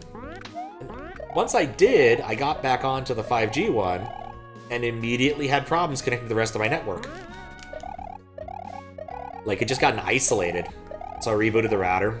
It worked for a bit and then stopped. And then I noticed the Raspberry Pi was acting weird, so I rebooted that, and that appears to have solved the problem, but I don't know why, and that irritates me. Dang it! Can't figure out why it didn't last long. I mean, what's that line? Quickest way to become a millionaire? Start out as a billionaire, buy an airline? Though Virgin America was the exception because Richard Branson didn't actually buy it.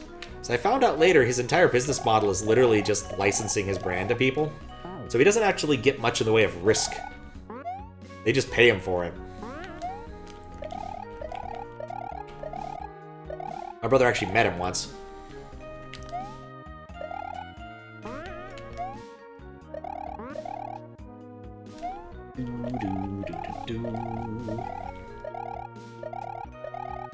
It's funny, I'm actually getting good at this part, most parts of this level, except the part I really need to be.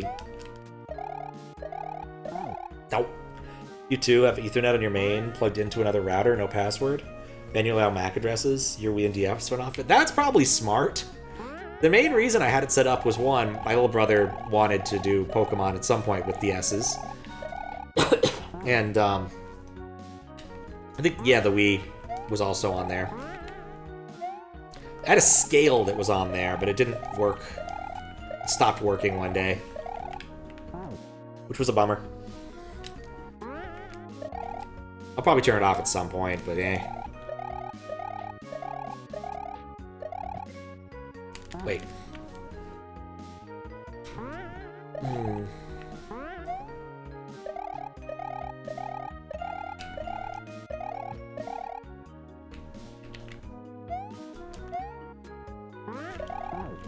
Dagnabbit. Do do do do do do do.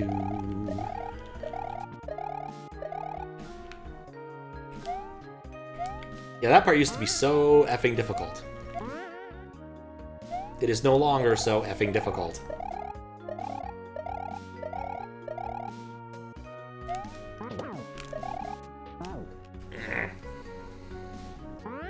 Bought so many minis lately, it's a little nutty. 3D prints are just so tempting.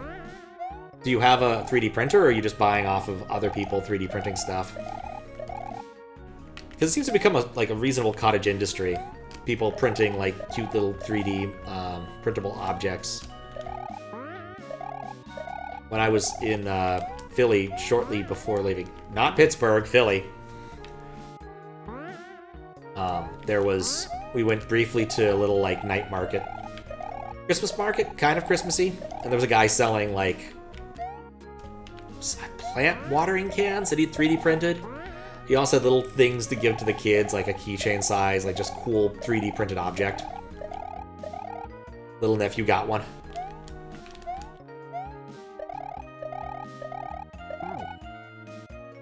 Buying through eBay. One of your friends is a 3D printer, but he can't set it up. Doesn't really have the space, and his roommate has birds. It's an actual chance to get killed. Yeah, you really don't want to run those things in a environment that has a lot of ventilation. You don't want to run them in an environment that doesn't. A while ago, when I worked at a company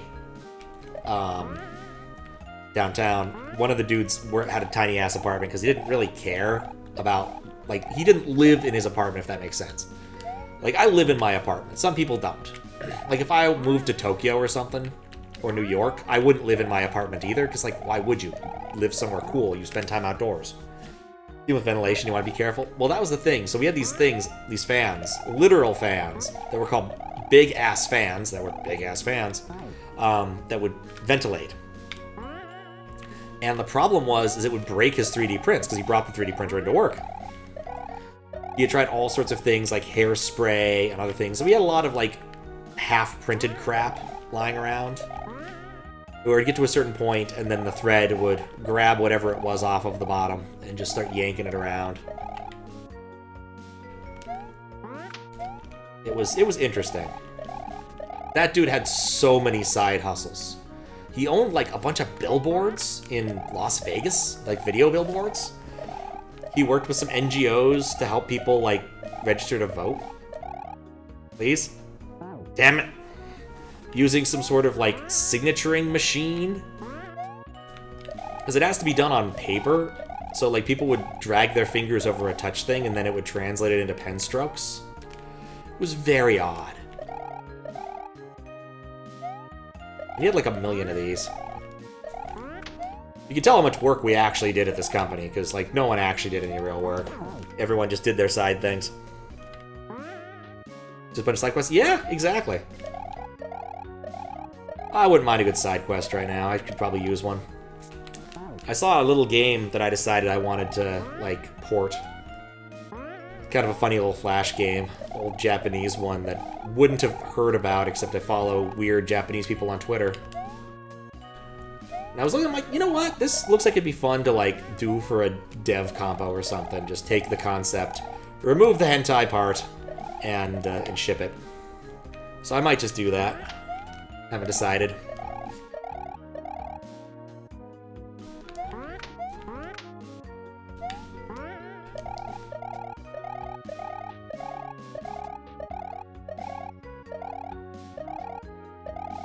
Okay, there we go.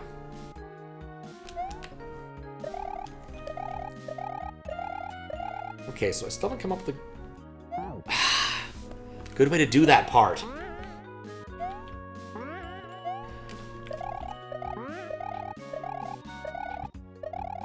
My suspicion is shortly after that is the end of the level, based upon how long these levels tend to be.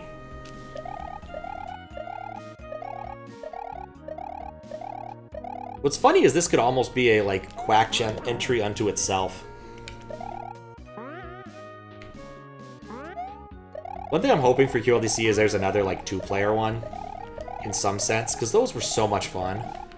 But we only received one, like, with notes about how you're supposed to play it. And I looked at those briefly, and then completely forgot what they were. I'll have to make a note down about that specific number, though, when I get to it, because I apparently need to read the here's how you play the game notes. It is one of the cool things about Mario World. It's like you can pick it up and you know how to play it. It's Mario World. Except when it ain't. That part. So long.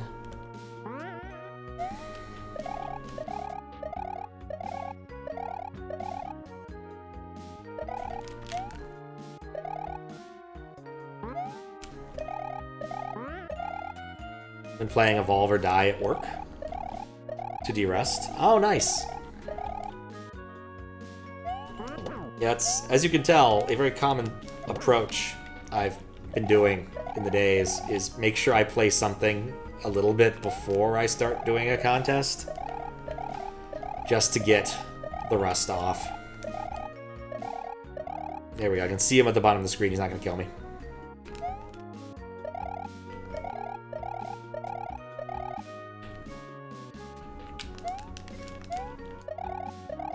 Hey, buddy. Oh, I should have just gone for it. Notice Lots did the same, playing Evolve or Die. I don't actually think I know that hack. But, like, Oth in general plays a lot of non-Mario stuff, so I don't blame him for coming back around. He's got to play a bunch of Monkey Island games. Outer Wilds. Things like that. I legitimately don't know what he does. When he plays games on Twitch, I just know he does. Yo, just playing Mario, yeah.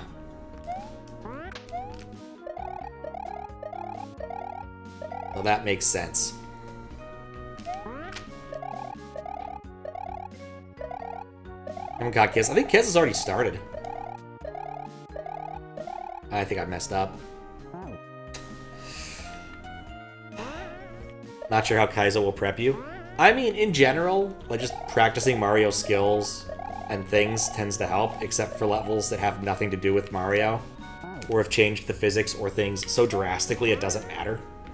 Like those weird underway levels that become like text adventure games, or Fire's first-person adventure. To some extent, Mario's Mario. Exactly. So it'll help to have played some, but like you could end up with something like Mario is fat, lol, actual name of a level. Where, like, it won't help you all that much, because now you're dealing with the the heavy physics. Fat physics. What's up, God-Worst? How you doing? Really just praying I don't get hit. Oh, there we go. Okay. Last one had task-only jumps. Yep. Well, kind of. It eventually revealed unto you that you had wall jumping, but also you had to, like, delete your save RAM to be able to play it again, which was really annoying. That was a hard one. I think I played it twice and then gave up. And apparently the ending was not worth it. Deleted your SRAM and save state at the end. Oh, wow. That's impressive to me. Yeah, I just deleted my save RAM by putting a different save RAM on top of it, I think. I want to say it was SA1, which made the process a little more annoying, but not terribly. Abandoned Pokemon. Now, I'll get back to Pokemon eventually. I just don't have laser focus on any given thing. Pokemon will unfortunately come back at some point. Just the nature of it.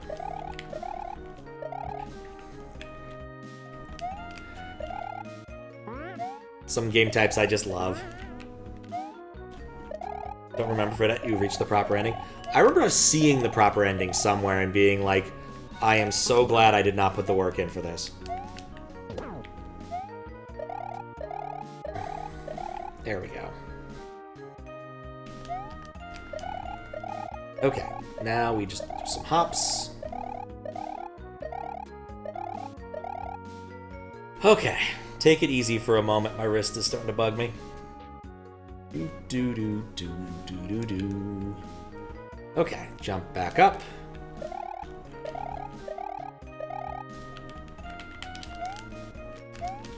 Okay. Got the moon.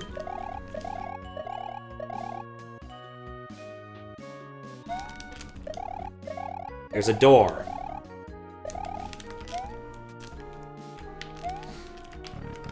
There's more? Oh, okay. There was less. Just stop being level after one. I thought it reached a point where things made sense. GG Storks. Is that what that is? It's a reference? Oh yeah, I guess Storks does have the flying dudes you have to contend with. Man, does everything need to be this hard in this area?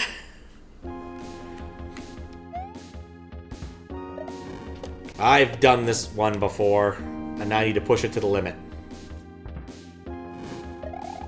Oh, I could have just killed that.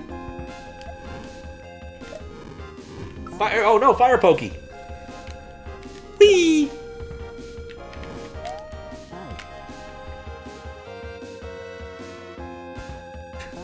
Said it a playful joking tone.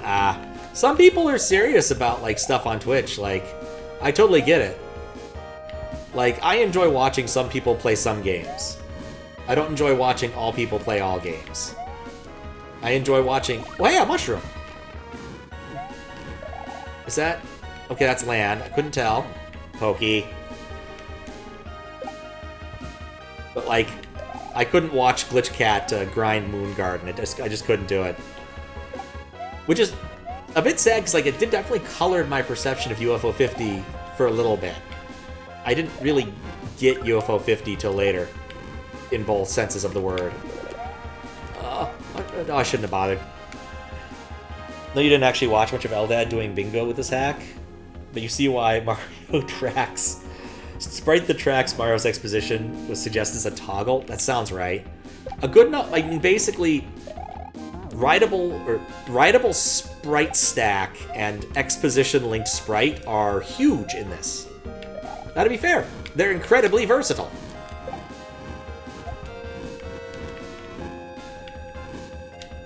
Would I do that?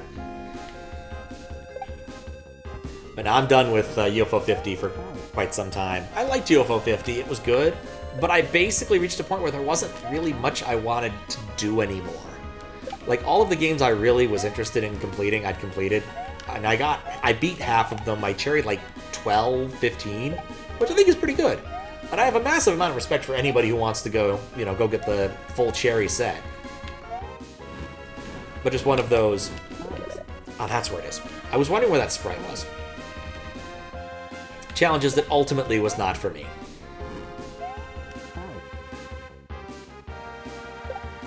When did Eldad play through this? Out of curiosity.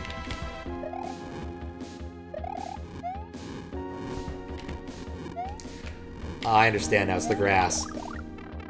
Well, that sucked. Alright, well... I was about to say, at least I'm not going to die to that Pokey this time. Beat Barbuda? Nope. Barbuda was one of those, like... I thought about it for a while, and then was just like, man, the difficulty of streaming this is a little too much for me.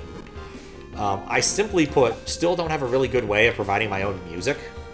And Barbuda would be so much radio silence that I just didn't think it would be entertaining for anybody.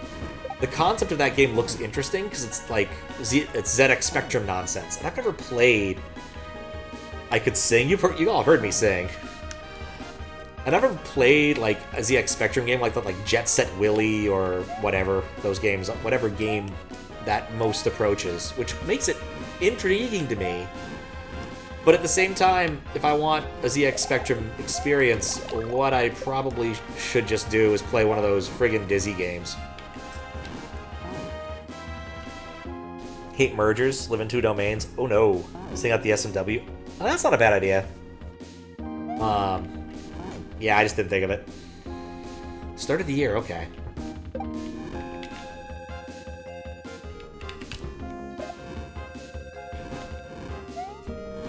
Once again, point out in this house, respect Eldad massively for the sacrifice he made in moderating. I'm just stuck up here now, aren't I? Well, we get a preview of the level. I'm not staying around. I'm going to beat this thing legitimately, but it's interesting that this is a thing that can happen. Put that right there. When you say 2 domains, do you mean 2 Active Directory domains? Because that is a huge pain in the butt. I've only ever met one person who actually truly understood how cross-forest trusts work. Most people have no idea. Most people don't know what forest is in this context. And or why you should trust it. You probably shouldn't trust it.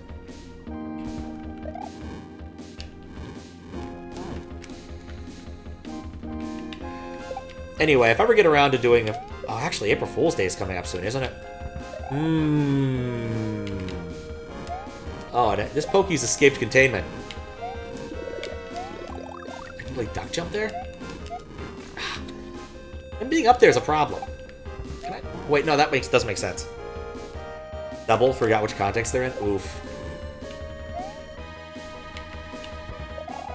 Active Directory is one of those things that's insanely powerful, and unless you work at a corporate or university entity, you will never, ever, ever have to deal with, and you'll be happier for it.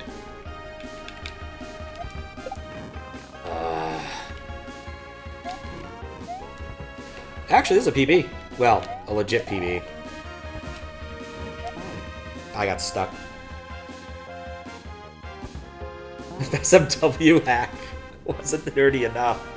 Watch out, I got 2 hours of Windows admin. No, I was never that good at Windows admin. I said I knew somebody, not that I was that person. She literally wrote the book. On SMS and a few other things. You know, back when people read books about these things. Love Active Directory if Kerberos was easier? Yeah. We can talk about landman hashes and how they're such shit. You know what would be cool? Let's, like, hash the password to send over the network, but, like, only 64 bits of it. You know, 64 bits is enough for anybody. Let's truncate the passwords, too. That will make it smaller and easier to store.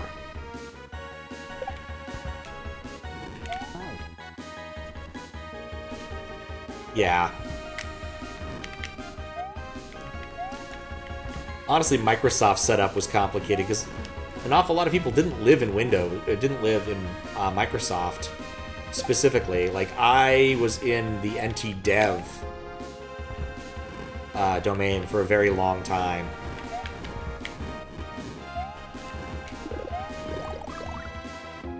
This actually mattered quite a bit because if you were... because of eating your own dog food.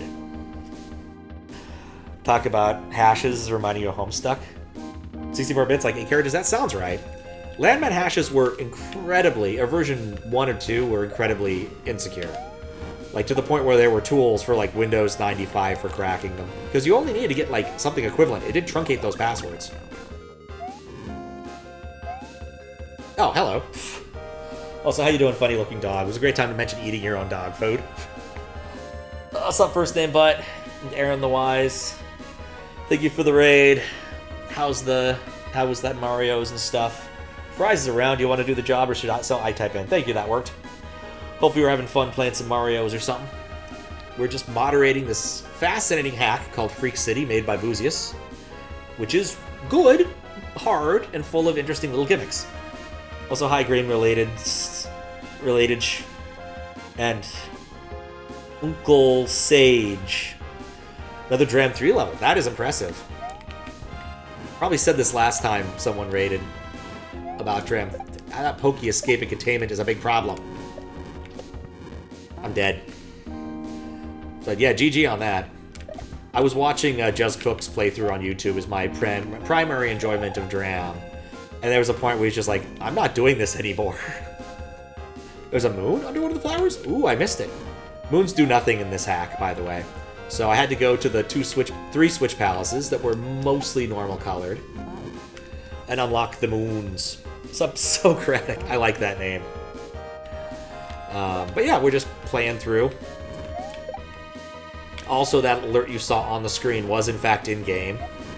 And I'll also... That Pokey escape and containment's a problem. Great hack gets hard. Right in the hole. Okay. We'll look more carefully. But yeah, this is also not the sprite we're supposed to be using to play this. Oh, you're right. There's a moon there. Yeah, major complaint I've heard is, man, does Panga like making people jump off of falling objects. That seems to be one of the most common of obstacles. And we're changing to Pokey! Everyone loves Pokey. Pokey's the best sprite. Even if we are dealing with his evil in-laws in this level. But yeah, this is happening on a real Super Nintendo. I'm using an SD to SNES or FX Pack, depending upon when you learned about flash carts and the SD Consortium. Oh, thank you for the follow. Enjoy your fish. Oh, thank you specifically, since you mentioned it, Aaron. I used to put people's names in there, but people apparently prefer anonymous follows, so I took them out. Other problem is I have to truncate names, and truncating names is a little bit awkward. Oh, there's no good way of dealing with that. But it really wants another... Oh, I didn't think that through. For your newest stage, you should remove it, considering it's supposed to be a normal hack. Wish Thwomps have a slight delay. That would be nice. Streamers you bookmarked but don't follow for that reason. I get you. Also, thank you for another follow. The funny thing is, the way I watch Twitch mostly these days, I have a tool that pulls the most recent list of people who follow me. It used to work on other people too, but Twitch went and locked down a great percentage of their API because everyone did that. And then it pulls all of those names and see who's streaming. So like that's the most common way for me to find streams to watch and or raid.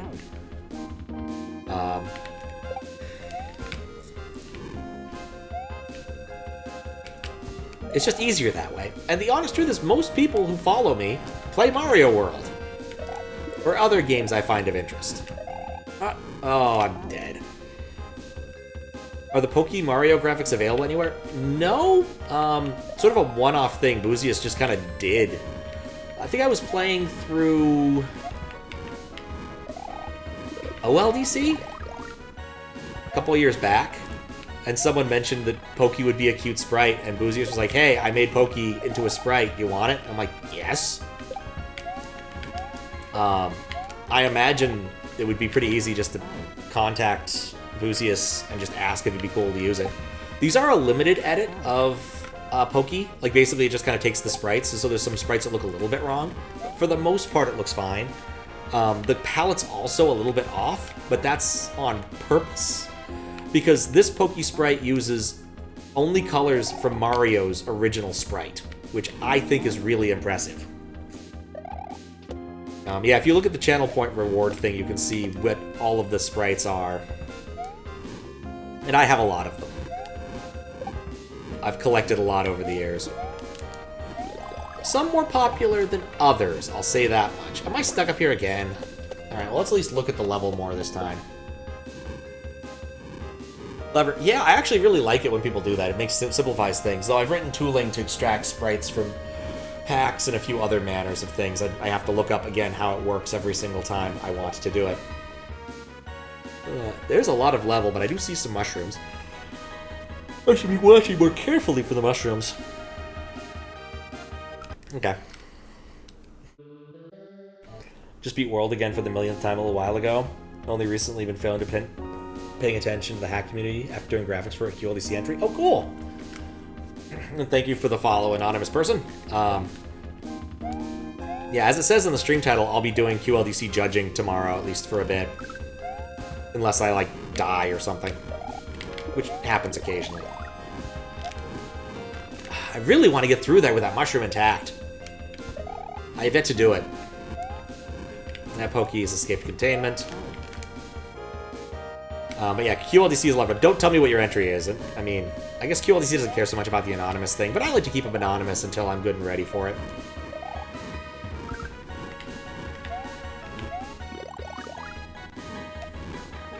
That would have been fine if the Pokey had chosen a different jump height. Thought that would be off the thing.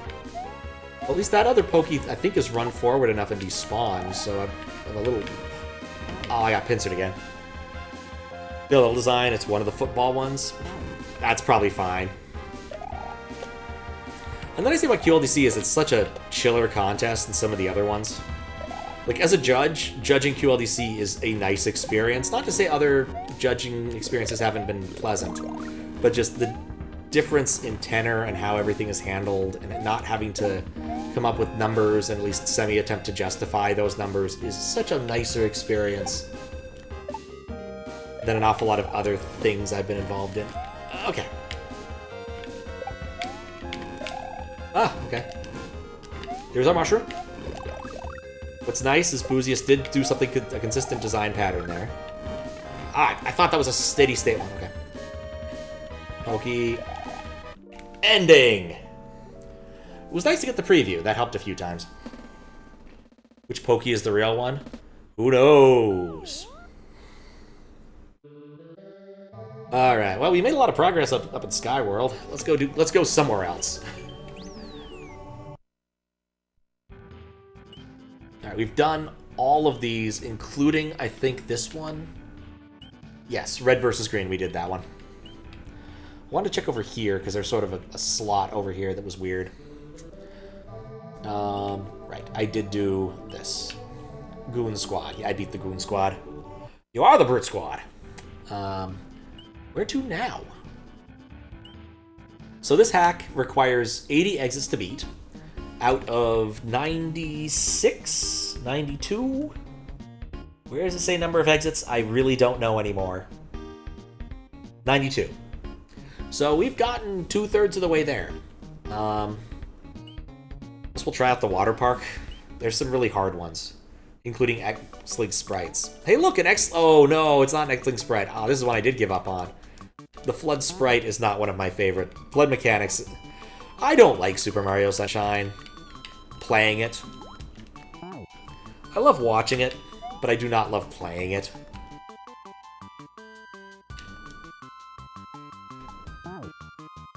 It's a 5-star. Sometimes 5-star doesn't mean hard. It simply means that, yeah, it's hard. Never mind. I mean, after doing the other few that were difficult. I wonder what the proportion of difficulties is in this, if that makes sense. That's a shooter, isn't it? Like Flappy Pokey.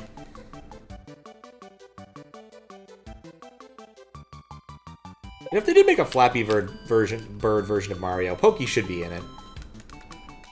But he probably would be something else. Streaming for a real SNES is cool. You've wanted to try your own hack on real hardware. But the EverDrive for that is really expensive. Yeah. I mean, they've come down in cost a bit, but, like, RAM is getting more expensive, which sucks. Depending upon what your hack is using, the OG EverDrive could work, or you might need an actual FX pack, because you're using SA1, it does not emulate the SA1 enhancement chip. I'm using an older version of the FX pack called the SD to SNES, because the SD Consortium doesn't like when people use their trademark. Also, I learned there's an SD Consortium. To be fair, there's a consortium behind basically every big piece of technology that's heavily licensed. Fun fact, the HDMI consortium charges a lot of money to put an HDMI port on something.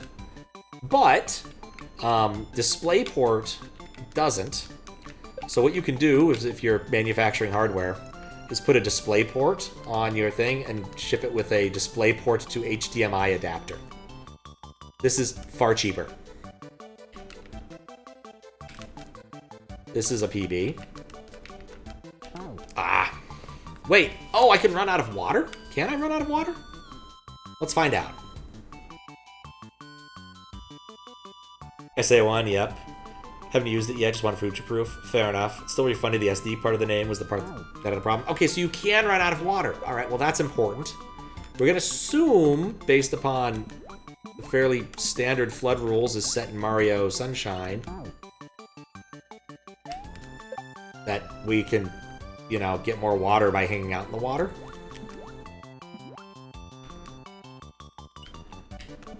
Oh, it's gonna explode.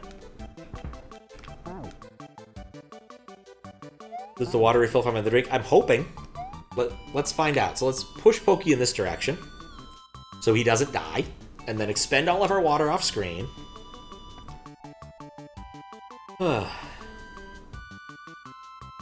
Okay, so there's no way for me to tell.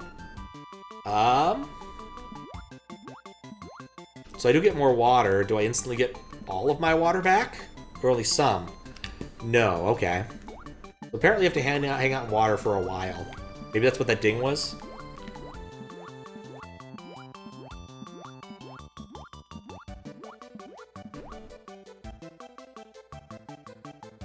This is going to be tricky. Typically, when I've seen this ASM used in the wild, people will include, like, a meter.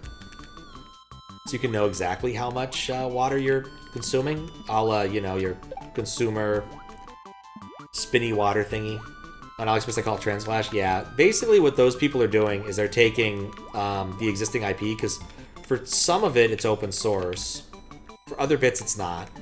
And just sort of slapping it in their own shells and throwing it together. Like, the SD to SNES stuff is all open source.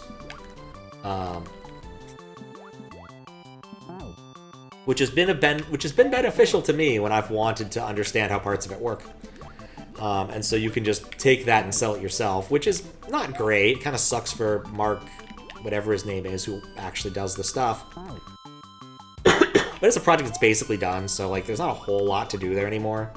There's probably a few enhancement chips to emulate, but honestly, a lot of them that are left aren't that interesting. Nobody cares about 30-odd-year-old shogi games. Like, seriously. I mean, I guess one day I would like to learn how shogi works. In the sense that, like, I'm mildly interested in understanding how any given game works. But I'm not that interested in playing an SNES version.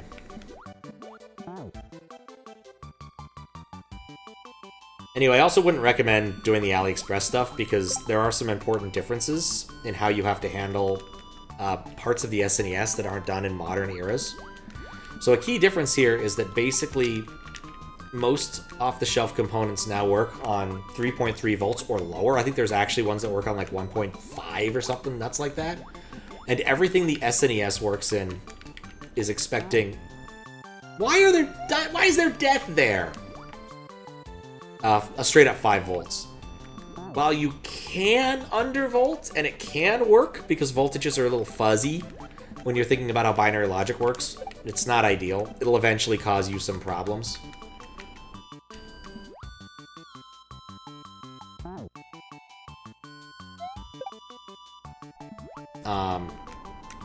So I do not recommend purchasing knockoffs if you can avoid it, but if it's what you can afford and you're willing to risk your hardware, go for it. I would just say emulate until, you know, you could save up. Or wait for a sale. If you're in the United States, at least, Stone Age Gamer typically does a Black Friday sale that's like a substantial amount off on flashcards. So it's worth it to wait if you can. Don't know if they did it last year. I could pull up my email and check.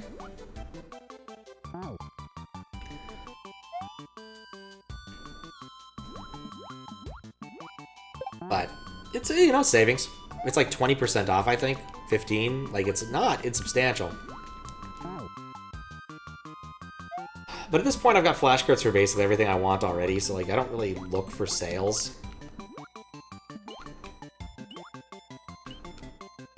Weirdest one I have is still sitting around on the floor because I'm still trying to make something work with it, is the Saturn. It's been disc modded, so it does not have a spinny disc anymore. And instead functions using an SSD. But I was having problems because I loaded a few games on it wrong.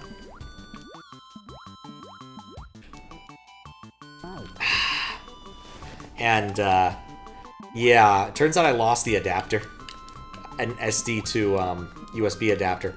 And it turns out, or SSD, not SD. SSD to USB adapter. Turns out those are surprisingly weird and difficult to find. The ones that do the right thing. Yeah, I was supposed to play... There were 2 other games I had. Got the Genesis one on the last sale. Should have gotten the SNES one. Yeah. It's a better product altogether. The Genesis one's okay. I got one of those too. But yeah, no, I was supposed to play... what was it? The butterfly game. I forget the name of it. It has a really weird name.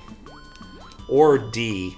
But then neither of those work, because they're both multi-disc games, and apparently I set up the multi-disc stuff wrong, or I need to update my firmware for it to work. So, yeah, that didn't help.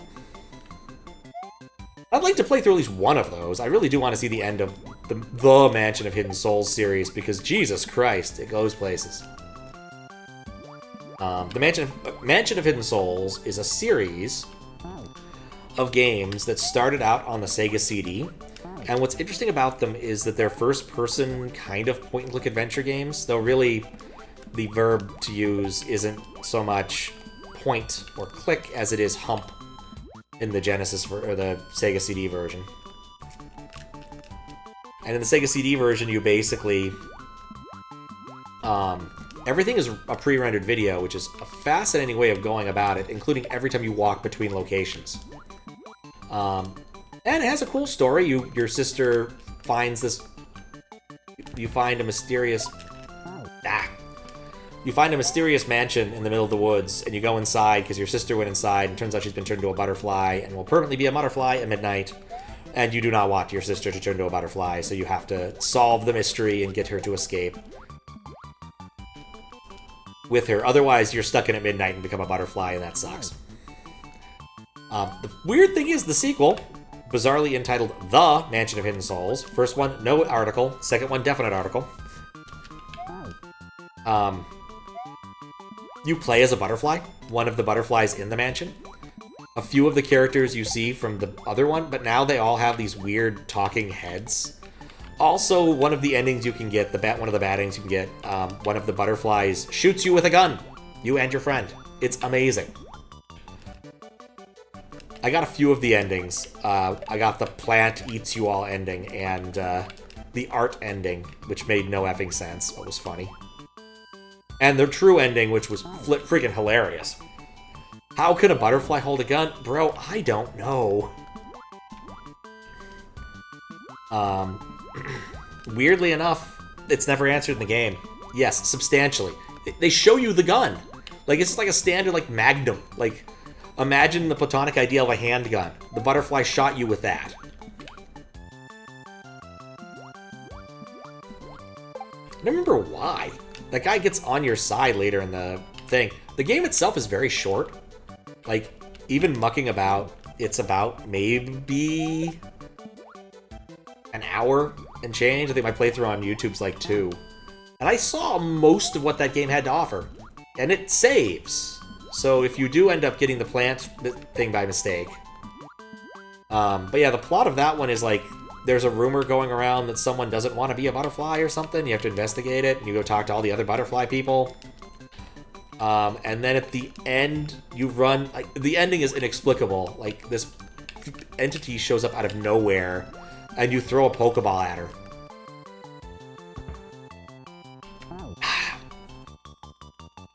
Never had a Sega CD. Love the Genesis. Should have happened in real life. No, thank you. I did read about that. The Pokemon stuff is interesting to do on those cards. There are some ideas I've had regarding doing a Pokemon thing with regard to flash cards, but it has not come together, and I've not had the gumption to work on them.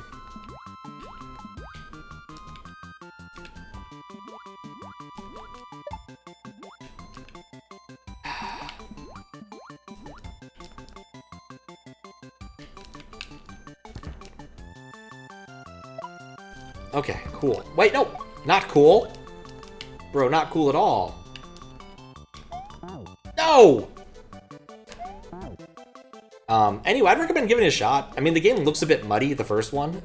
But it is a fascinating little FMV game. Of the, like, the people they just don't make it them that way anymore. It looks very pre-rendered SGI kind of nonsense, which is, I think, just a fun aesthetic. I played Shivers recently, and it also has that kind of aesthetic. And I do wonder if part of what really makes that aesthetic feel right is that everyone basically ended up using, like, the same texture packs because they were, like, available with the when they bought the SGI workstations. Because, like, basically there was a period of time where if you were doing anything in the field of 3D graphics, you had one of those SGI purpley computers that cost, like, $30,000 Like, they were insanely expensive. But everyone in game dev loved them because they ran Unix, a variety at least. And I think you could also run, like, I think Symbolics had a few things that were in Lisp that you could do that people really liked. I miss how video games were made when people had no idea. Yeah, it was more fun to some extent. Like, I still like a good outsider art video game, and they're just harder to make because, well, fewer people doing that kind of thing. Like, a really good one that's sort of an outsider art game is The Fool's Errand, which is a puzzle game and a collection of puzzles for Mac Classic, which was made by a dude who had no programming training or whatever. He made a paper prototype of his puzzle and sent it as a Christmas card, and people liked it so much, he was like, I think I could sell this. And then he did. It was rather successful. He actually had a decent software career, bizarrely enough. Did some movies, too. He was trained. I think that's what he did. He got a film degree at Santa Barbara. He used to have a really fun webpage explaining this. He's a good, really cool puzzle guy, Cliff Johnson. But he gave up on that he gave up on that a while ago, it seems. Someone had messaged him about trying to purchase a copy of his last game, The Fool and His Money, which I pre-ordered, to much derision in my life. Did get a copy, though.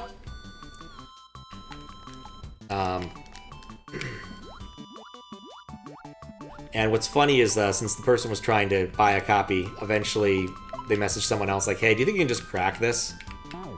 And, yeah, dude did crack it, which is interesting, because now you can see what number of True Believer I was, which I think is fascinating. Because the way the copy protection system in that game worked, if you had pre-ordered it, you got a different class of serial number to plug in than if you ordered it later.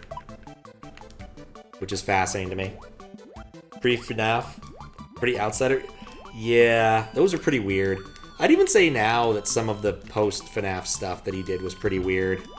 FNAF World is weird.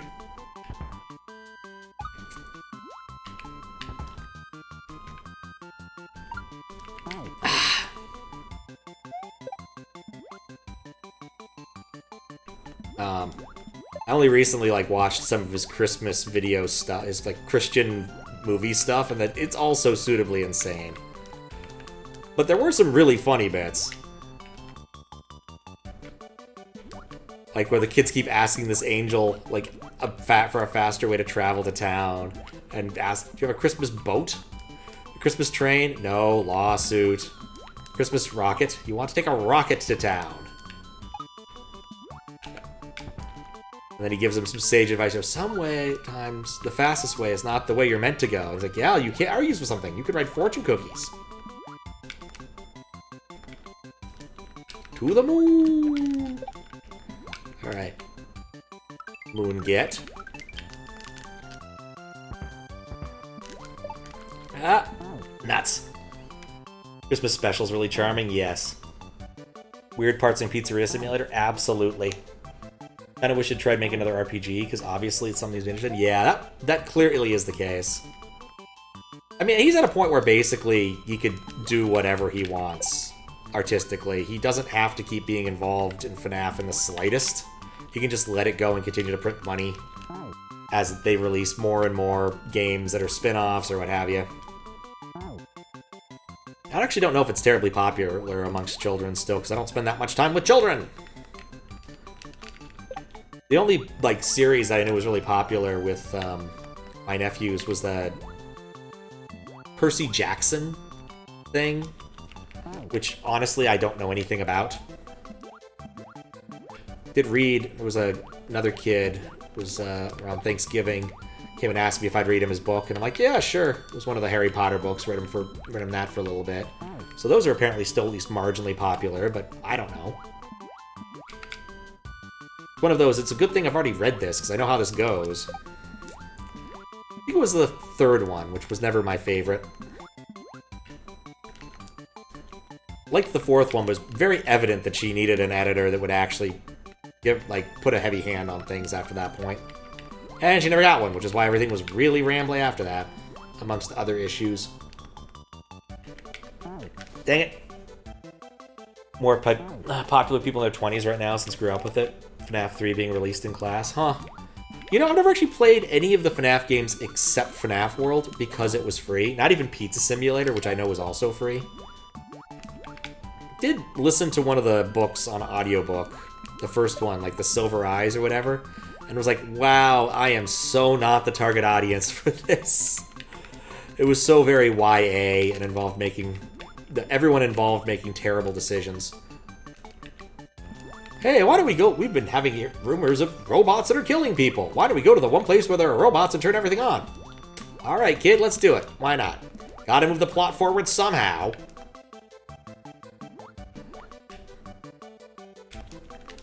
What I do appreciate about those games is the, like, Atari Core little weird-ass minigame ARG things they're doing. Just because Atari Core is a fun, like...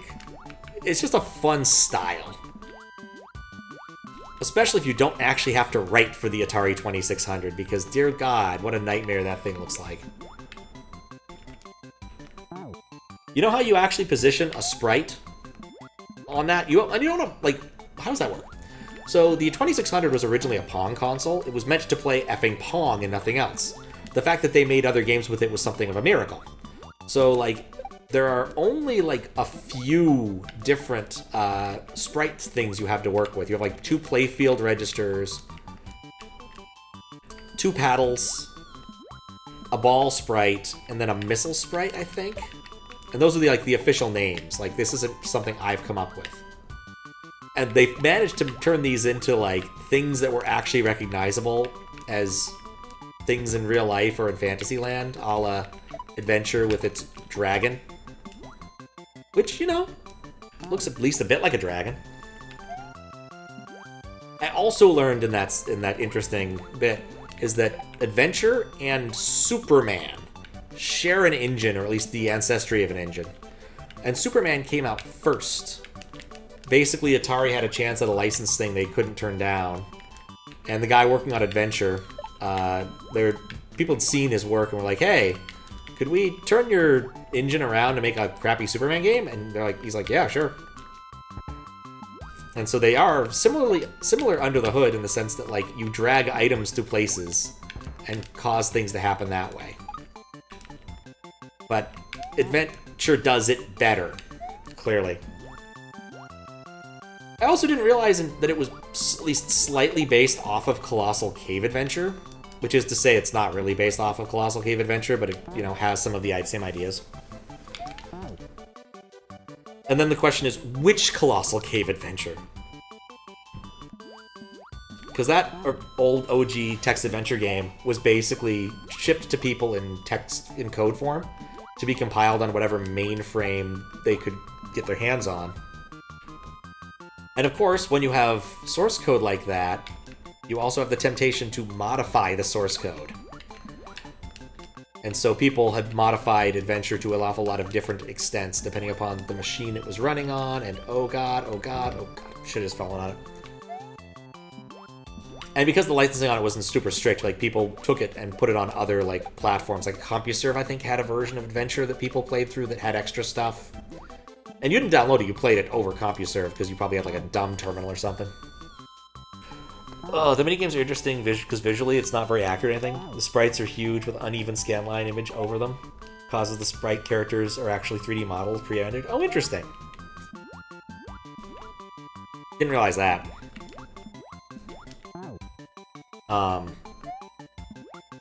It still looks okay. The thing about it is, like, I want to say the Atari didn't... I mean, my recollection of the Atari is it didn't look that way either. What I liked about the Atari, because this actually came up a few times when I was a kid, is that everything worked also in black and white. Back when black and white TVs were still a thing.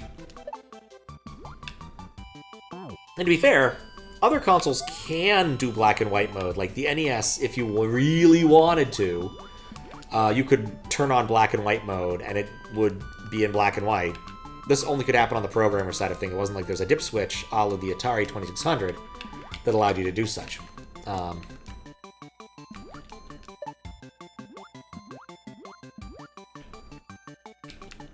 But yeah, that'd be a really funny demake, would be like take some of those little games and then try to make them into actual Atari games. You feel like someone's already done it though, right? And yeah, there are severe restrictions on what you could do regarding how the play field and everything works. But the way you position a sprite, which was the point of all this, is you literally had to wait for the scan line where you wanted to put it and say, hey, draw it on this one. And then you could fine-tune it a bit up and down, but you still had to do that to do the initial positioning of the sprite. There's a good book by MIT Press called Racing the Beam that explained an awful lot of how this worked. And basically, the only reason Atari 2600 stuff was even remotely interesting beyond Pong is they found early on a way to change some of the registers, like partway down the screen, that made it like look a whole lot better. It's a fascinating system. And the 2600 itself, like, runs on a 6502. Which does have some cross-pollination usefulness if you actually did want to learn it. Because the original Nintendo uses a variety of the 6502, which is basically worse. Due to weird licensing issues. There's a chunk of the chip that's just disconnected. That was used for what's known as binary coded decimal stuff. And binary coded decimal is a really easy way to do math in base 10, as long as you're willing to give up an awful lot of your precision, I guess, would be the way to phrase it. Whereas everything else is done in base 2. If you do it in base 10, you get 2 nibbles, or you do it in BCD, you get 2 nibbles that represent a given 2-digit number. And of course, this makes things easier, because like frequently you want to do things in base 10, like score. Score conversion, expensive. Mario Maker miss markers? No, those are not. That's also some of the USB magic. I keep track of where I've died and draw those on the screen. It's just a matter of knowing the position you are when you die. Wasn't hard. It doesn't look great with instant retry, I will admit. But in standard hacks, there's a lot less retry than you would expect, or fast retry. And fast retry isn't my favorite. I generally prefer prompt retry out of the 3 options. Like, some people really truly do love the option going back to the world map retry. I do not love it. But fast retry, I want to be able to sit for a moment and think about what I've done and be like, yeah, that's why I fucked up.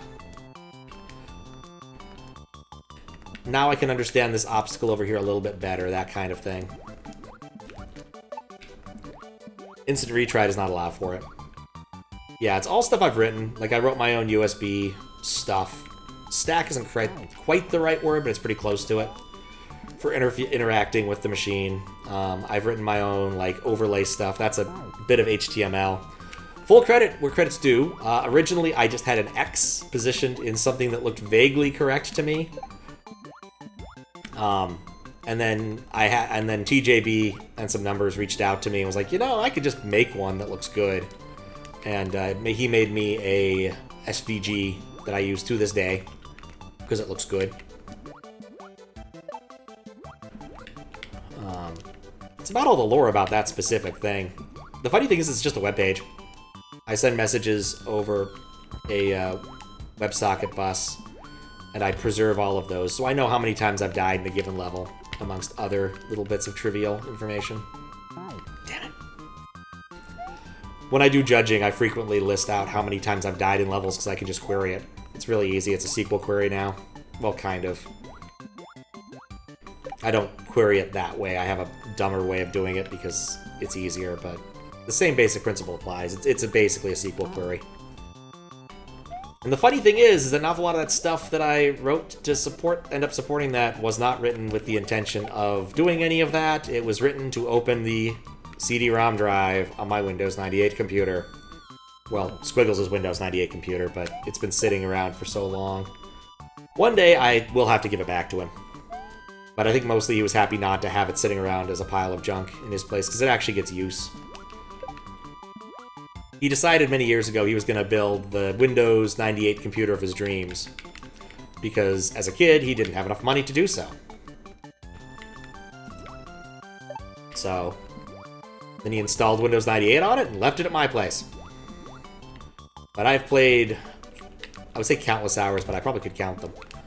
I've played a lot of Windows 95, Windows 9X games that I never played as a kid. Some because, like, well, just didn't have them. And some because I didn't have a computer as powerful enough to play them. And some because people requested that I play them. Back when I used to have a Twitch thing where you could request a game and I'd try to play it. That's been gone for 3 years, and I'm still working through the backlog. Thank you, Squiggles, for Baldur's Gate 2. It's true. God, I need to finish those. Those have been sitting in the backlog forever. With QLDC coming up, I'm not going to have, like, space to put those for a while either.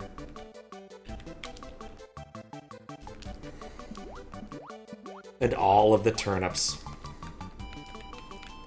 You smell like Goladark.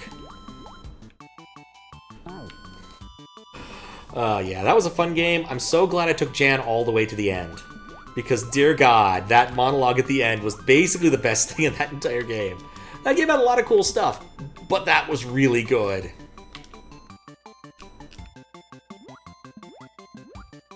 So good. Not to mention all of the wackiness that happened along the way, like the Messenger Massacre. A bug that, as far as I can tell, was unique to my playthrough. Because for some reason I could clone entities if I went through doors, and apparently I went through doors more often than other people did. Because I found it to be an effective way of dropping aggro. Before I understood how combat worked well.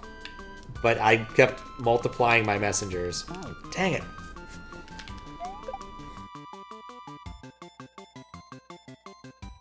I need to stop doing that.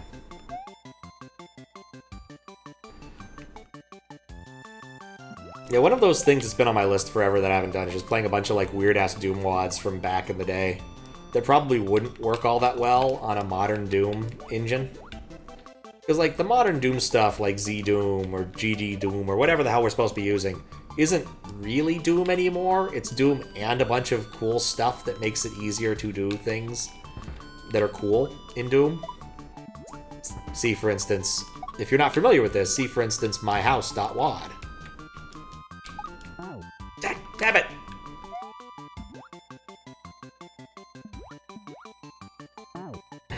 But, old Doom wads that were packaged with French magazines circa 1994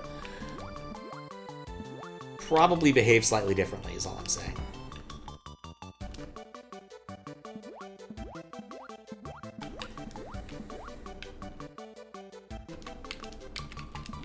Yeah, I'd like to get out the Squiggle Box and do something soonish. But at least some point in time, finish one of the Monkey Island games I own but haven't completed. Oh no!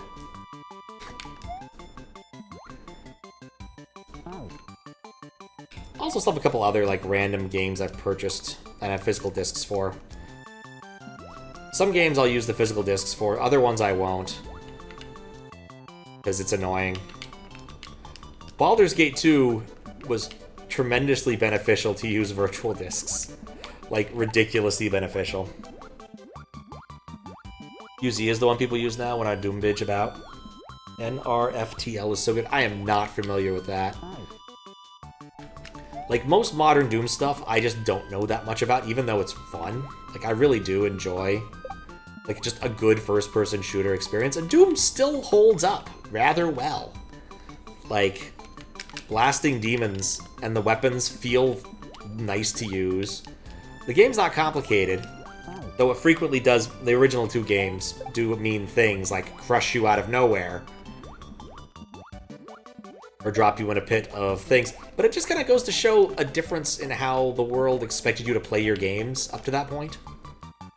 Like, basically, we're gonna throw something unfair at you. Hope you saved! And you could save for free at any point in time, so, like, it's on you if you didn't. Yeah, it was par for the course. No Rest for the Living. It's a Doom 2 episode that came out for the Xbox 360. Oh, interesting. Funny enough, the last time I played Doom on the Squiggle Box, or at all, was Chex Quest. Someone had ported the Chex Quest had, I think, 3-ish different quads on it. And then there was a fourth one that was made semi-recently, like in the last few years, but targeted and, you know, more fancy Doom engine. And, yeah. Someone ported it to old school Doom, so I played that on there, which was fun. Yeah, Chex Quest also held up well enough because it's Doom. Like, even if it is you fighting the Soggies, which are... Or was it you fighting Soggies? I forget. You're fighting Snot. It's literally the point of that game is to fight living sentient Snot, which you defeat using various types of cereal, because that's how that works.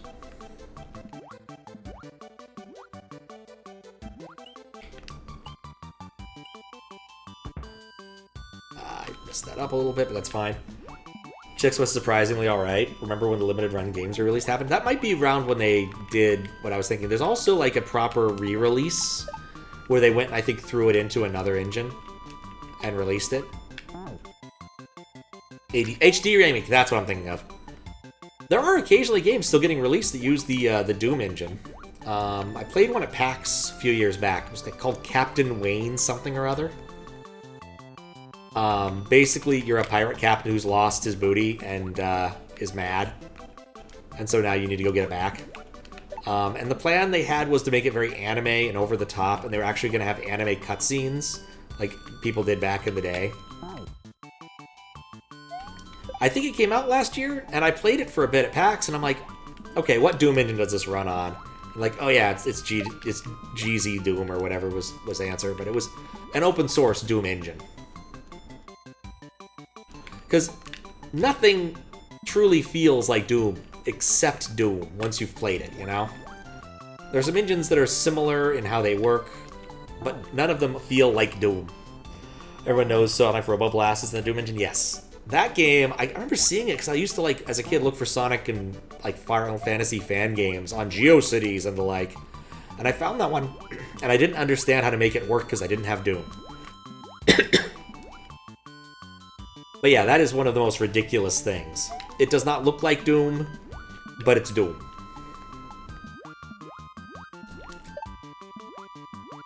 Like, massive respect to that.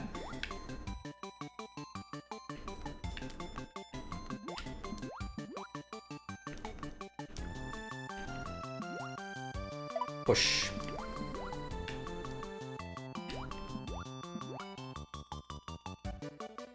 Ah! Why? Why those off screen?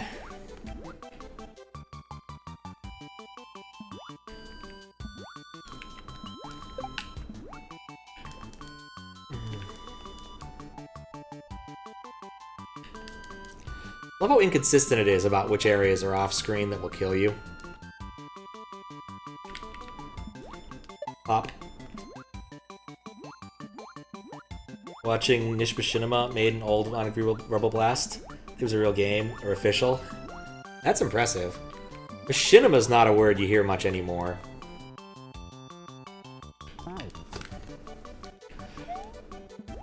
I was talking with someone about PAX not too long ago, and was like, yeah, I know, like, his buddy used to go to, he went like the first one, I'm like, yeah, I did too. I don't remember if it was the first one or not, but it was one of the early ones back when it was back in Bellevue in the Maidenbauer Center. And the reason I went is because my sister and me were fans of, it was Red and Blue, back when that was still a thing. She more than I, to a large extent.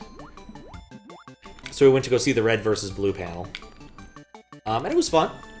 It was interesting, you know, they talked a bit about how they do stuff behind the scenes and all that. Because, like, that was a decent way to, like, get posing and stuff, to get good lighting and things until, like, Blender caught up. And eventually, clearly, they ended up hiring someone who knew what he was doing, i.e. Monty Oum, or whatever his name was, unfortunately. He has passed years ago. Was the main, like, brain behind Ruby and a few other things, and now we're never going to see the end of Dead Fantasy, and I'm very disappointed still. But yeah, the Maidenbauer Center is not a very good place for a con like that, which is why it wasn't there that long. It went to the Seattle Convention Center.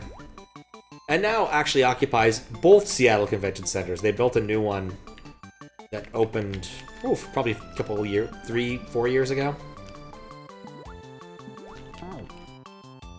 It's bigger, it's more modern looking. It doesn't look like it was made in the 50s and isn't made of concrete, and doesn't have a highway going through it. But the old one is still where they keep a lot of cool stuff. Typically the expo hall is in the old one still. So if you want to play game demos or go see what Square Enix is doing to make you what you get if you beat a boss in Final Fantasy 14, get some swag. A couple years ago, they had like a humongous Five Nights at Freddy's birthday party set up that I never really figured out or saw them doing stuff with. I wasn't willing to stand in line or anything for such things, because I'm just not that interested in the big, ridiculous size game stuff. I'm mostly interested in the indie things. Periodically, I do, like, convention reports. I'm still behind by 2. I went to MagFest. For Pete's sake. I still didn't do one for last year's PAX and this year's MagFest. Didn't do quite as much stuff at MagFest this year, because I was just kind of tired. I was at AGDQ just a little bit before then. I quit literally the day before. So I took it rather easy for MagFest. But honestly, it's not a bad thing to do at MagFest, just because, like, there's an awful lot of just, like, things you can do that are chill. Like, go watch a concert or see some talks, which I didn't do. Though I did meet a librarian who wanted to talk about games in archival nature, which was kind of cool. Told me about a research game that he had invented that was a board game that he plays with students to teach them how to search databases. And I thought it, but didn't say it to him. He's like, oh yeah, and of course at conventions we play this as a drinking game. I'm like, yes, of course you do.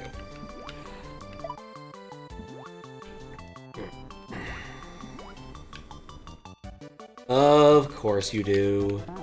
Dag nabbit.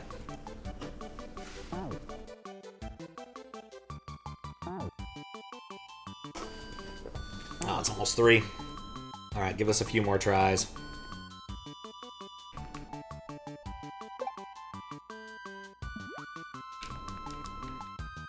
Okay.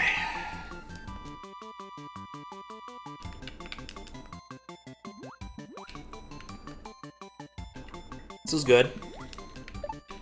Give it the old bop.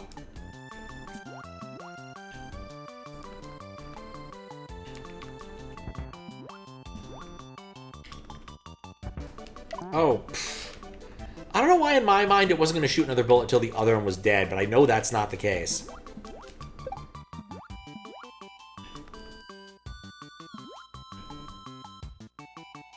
Like, I do like how the bullet bill blasters are an indication of where a bullet will spawn. Like, it'll spawn when you get to that position, roughly. Alright, through here... No!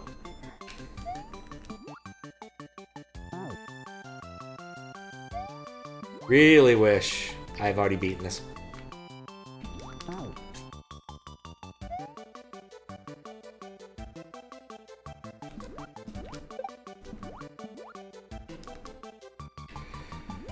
Square up. Okay, okay.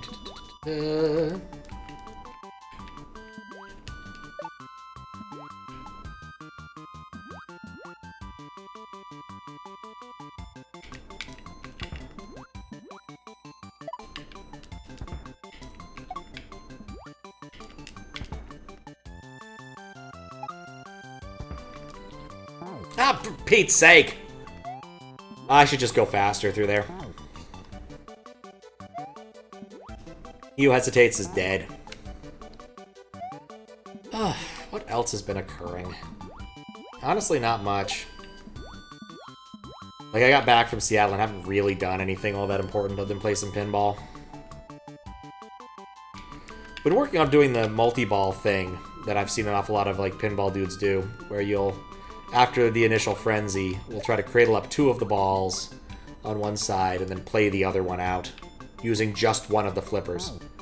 It's hard. Any plans on beating this level tonight? I've been trying. And no, I haven't beaten this one. I don't know what level you're thinking of, but I haven't beaten this one yet. I'm getting close, at times. It's just a hard level.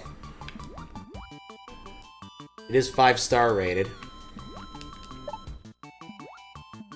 Probably Eldad, if I had to make a guess. Someone mentioned Eldad having a bingo card for it.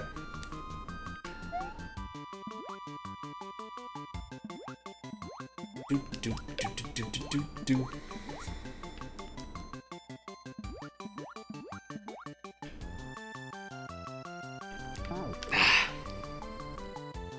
Let me check something for a moment.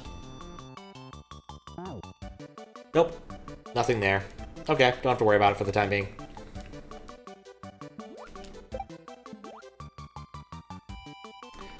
Yeah, AGQ next is going to be in Atlanta.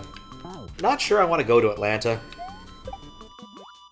This will all depend upon the timings and stuff of the mystery hunt and other things. It would be cool to go to the East Coast one and see the East Coast people. But I do prefer the middle of the country one. I don't love it's in Atlanta. It's like Agent Q was already really far over. Minnesota and stuff in the middle kind of sucks in the middle of in winter. Atlanta's at least going to have closer to Alabama weather, which is to say it'll be January, you'll need a jacket, but you probably won't need a full-on, like, down coat. Don't need a wool sweater. Or maybe a wool sweater would be sufficient. Whereas, Pittsburgh was cold. Like, I'm he who wears sandals all the time, and man, I was getting close to being done with that. I did bring real shoes, I just didn't put them on. In Boston as well, I brought my closed-toed shoes, and I never actually put them on. To be fair, in Boston, it's not so bad. Because, like, I'm not going that far, if that makes sense. Like, in Boston, typically I'm just going to be inside of MIT if I can, and I know a lot of tricks to stay indoors at MIT as long as possible when leaving, and have gotten fairly good at tailgating people when I need to go inside.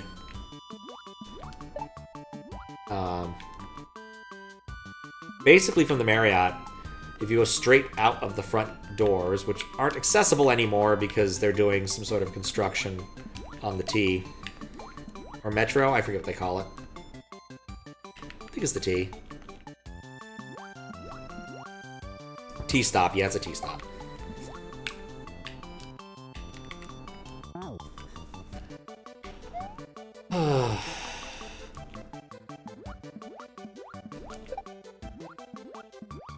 This level is tedious.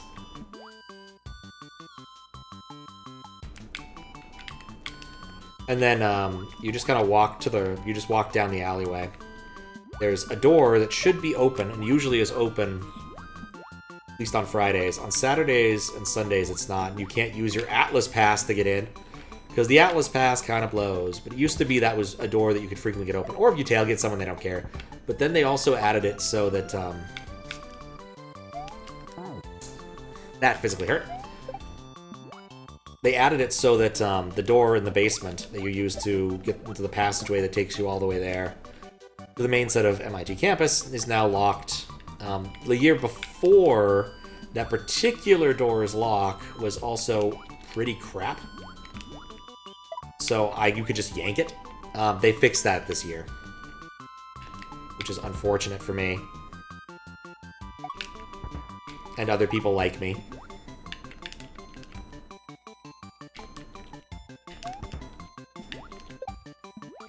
Alright, is this new territory? I feel like I got the moon once. And then I think I died. Ah!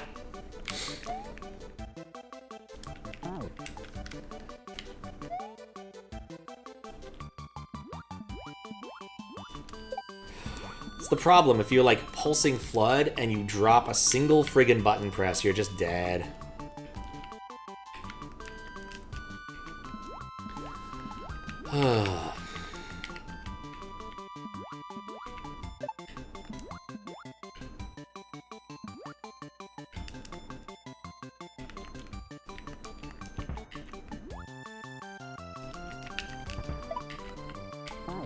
Thought I'd land on him.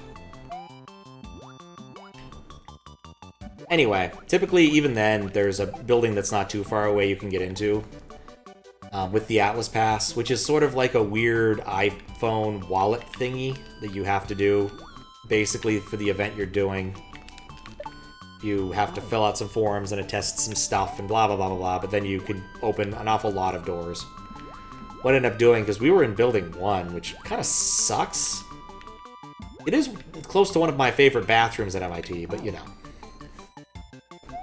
It is very far away from Kendall Square, which is where the hotels are.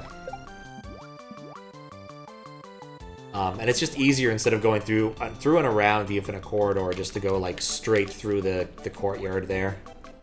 So if the weather's not bad, that's what I was doing. I did see someone filming like a motivational TikTok and tried not to laugh.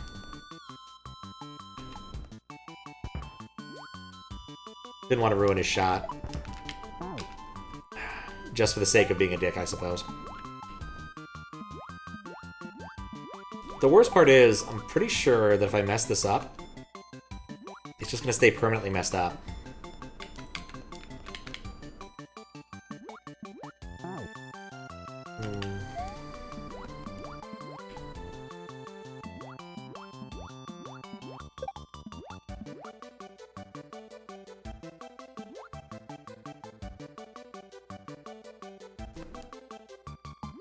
Okay.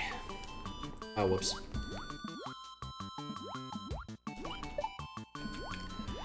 Just gotta chill it out. Gotta be the chillager. The Chipoki. Nah, that doesn't work at all. Oh, come on! I was on top of it. It shouldn't have spawned it.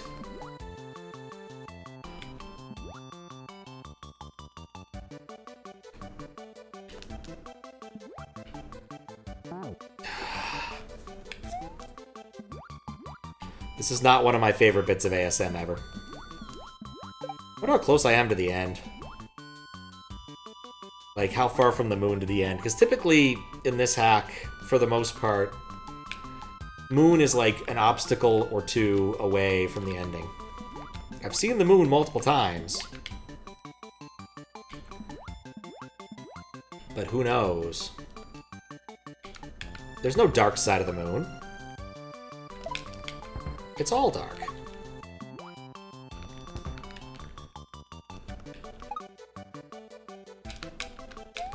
There we go.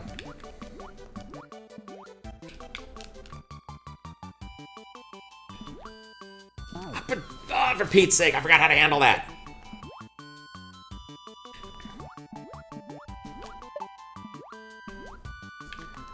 This is where, if I were a smart man, what I probably would have done would have been do save states. It's like, I'm just not learning the later parts of the level. I'm just making too many small mistakes at the beginning, and I just need to build consistency. That's 250, okay.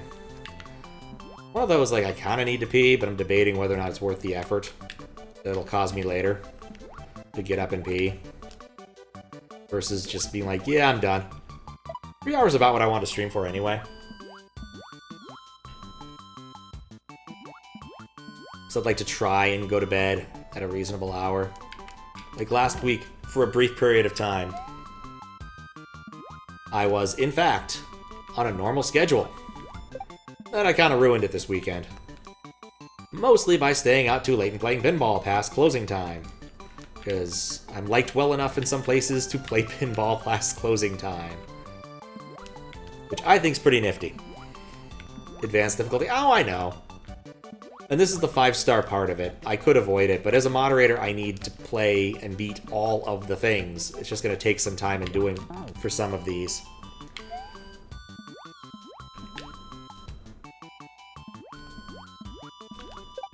Alright.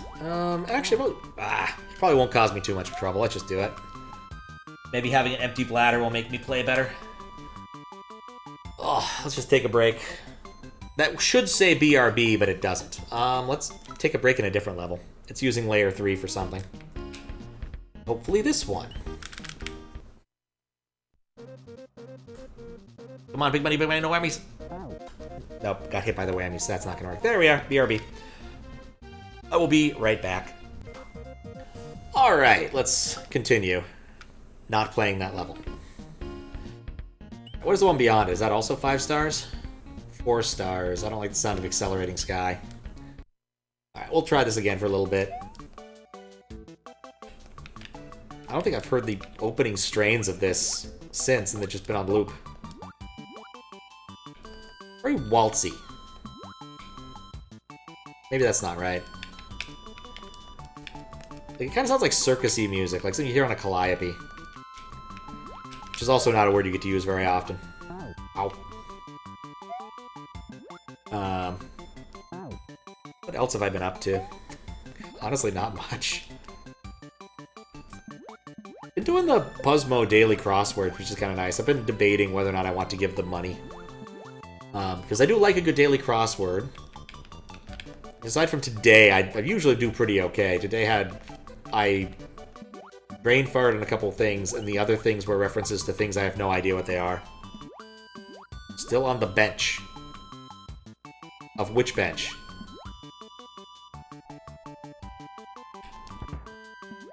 The Pokey bench?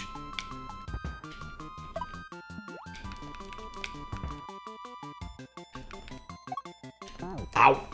Work-wise? Yeah, still. I've been meaning to pick up some more contracting time, but haven't really. Mostly, they've sent some people over for me to interview for various, mostly political reasons. And they've been terrible. One guy I just could not understand. Like, I don't want to be mean. He seems like an alright dude. Though I have my suspicions he was trying to read off stuff to talk to me via ChatGPT for the interview, which doesn't make me happy. But he had like a French African accent, and I could not understand him well enough to do a technical interview. I caught every third word. At some point, I was trying to puzzle out what he was talking about. I said, okay, so just so we're on the same page, are you saying data arrows? And he says, no, data warehouse. I'm like, oh, data warehouse. I know what that is. I think it's a stupid term. But yeah, I know what that is. I thought you were talking about something unrelated that was a data arrow. Just new buzzword. Why not? But yeah, I need to pick up some actual stuff soon.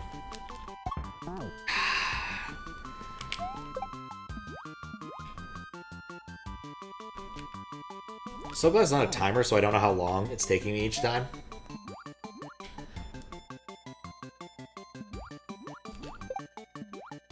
Yeah, I'm getting hungry in both senses of the word.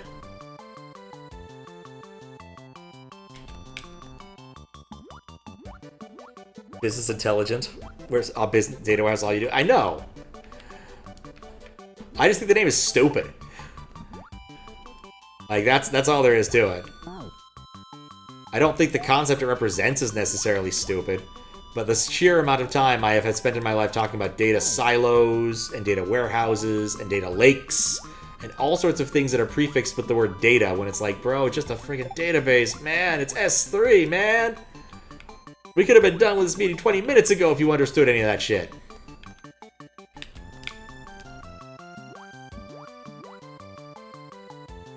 Oh, whoops. Ah. The new naming one lake. Oof.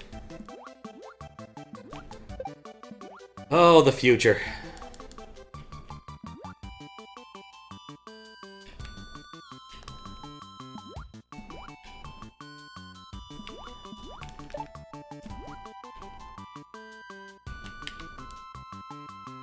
Okay. No! I got lucky there. Okay, cross the threat. Hold when I needed to. Good, I can chill here for a second.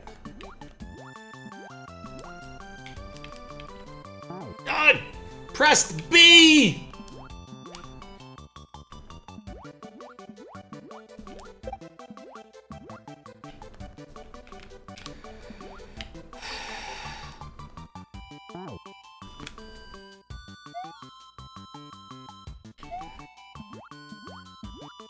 Trying to decide if I'm getting salty.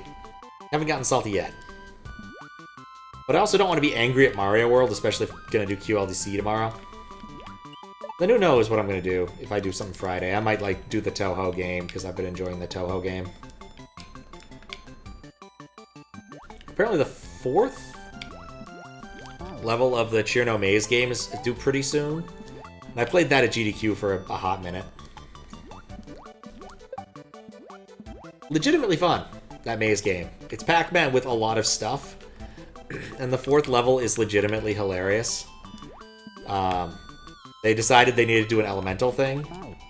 And they instead just reached for Mega Man bosses, which was really funny. The ending was really hard. You have to dodge the moon and a bunch of other bullshit that's happening. Like, I managed to get to, I think, the final board, like, once or twice, or the penultimate board, and did not manage to beat it from there. Part of that was because their build had a problem where your button that gives, well, your special ability thing, motivation, was broken. And so, like, you could only ever clear projectiles once. And, yeah, that's not a game where you can kind of... I mean, theoretically, the people playing it can actually dodge everything, but, like... I definitely use the thing. I definitely use my get-out-of-jail-free card on weirder projectiles that I can't fix. And honestly, I don't know how anybody was going to dodge that other stuff. There must be something I was missing about that stage, thinking about it now. Just because, like, there was too much crap coming your way to really manage it with just that. There we go. Off-screened it.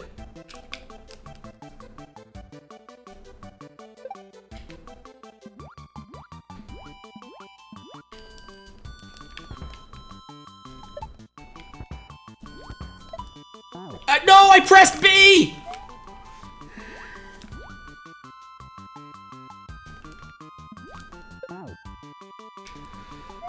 That was the farthest I'd been. I suspect that the exit was, like, off the screen by a little bit, and that if I just hadn't messed it up, I'd be done with this by now.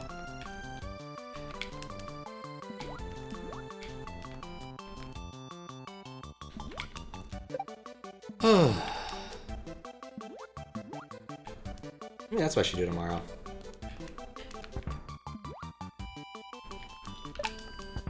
Got a bunch of, like, car-related tasks that I should take care of.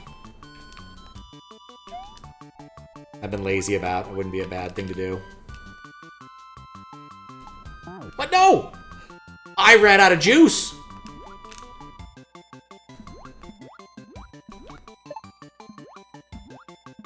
Despite spending so much time in the drink, I ran out of juice.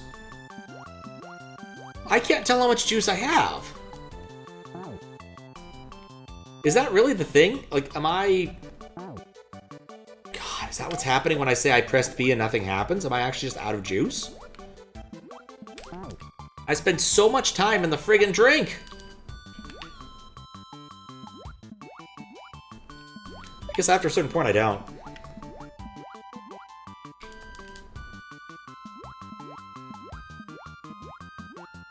Let me think about this.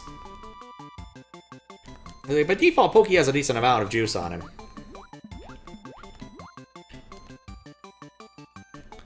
But there reaches the point where I'm, like, not spending that much time outside of the water. And that might be a problem.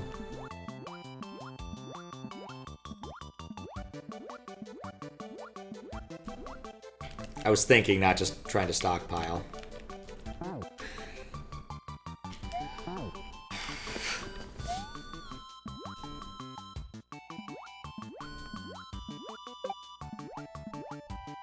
Okay, I definitely need to restockpile, probably by the moon.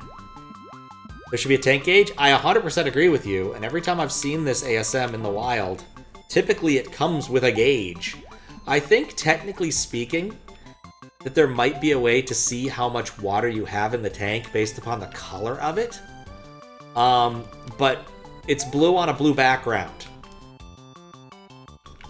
Anyway, let's run it dry and see if I'm right. But like you see, there's an awful lot in there.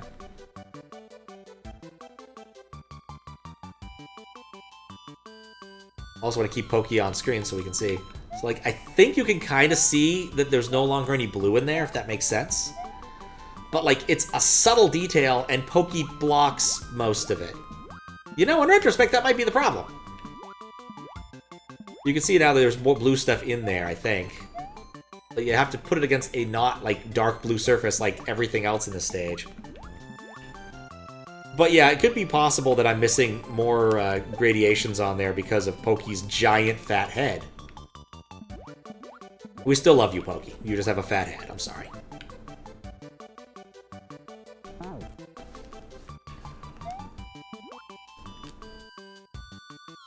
Oh no. Well, I don't think Daisy has improved the situation much, but you know, we'll take it. What's up, Curtis? How you doing?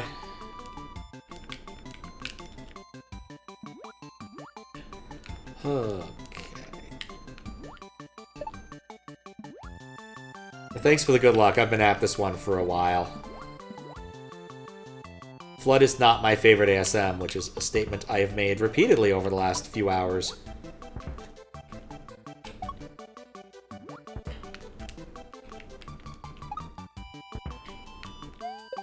Okay. This is a safe spot to try and rehydrate. I made a little progress, not as much because I tried to tackle some harder levels today. But I'm still not unhappy with the amount of progress I've made, assuming I can beat this level, in which case I'll be deeply unhappy. I'll be deeply disturbed and deeply unhappy. Okay. It's another safe spot. Juice up.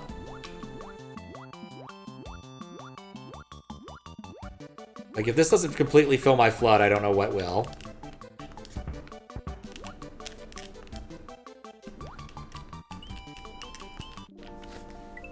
Wait, what? No! What? No! What? What? No. No, I'm clipping that. What the hell? Why did I die? I want to know why I died. I saw the outline blocks. Where was there something I could have hit for that? What?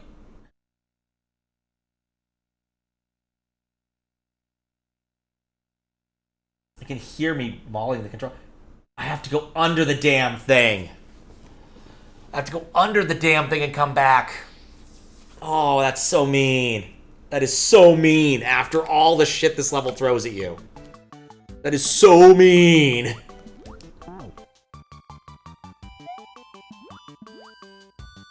I am not a happy camper. Not a happy camper.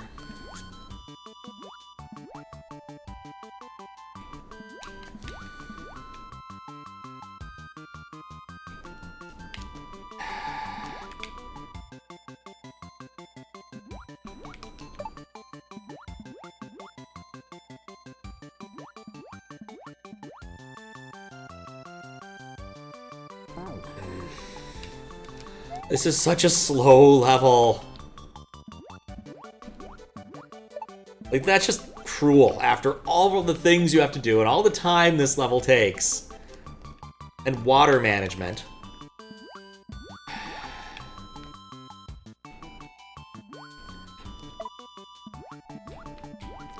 Alright, well, we've seen the ending. One of the key things about Kaizo or hacks in general is once you've done it once, it becomes a lot easier to do a second time. Doesn't make me happy.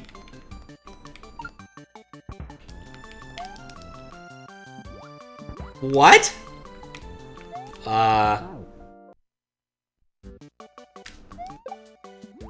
Wait, am I being, like, meta-trolled at this point? Like, what the hell is happening? Put a marker there. Well, okay, so I'm not being meta-trolled. What's up, Boosius, again? So you're telling me that shouldn't have spawned a random goal tape?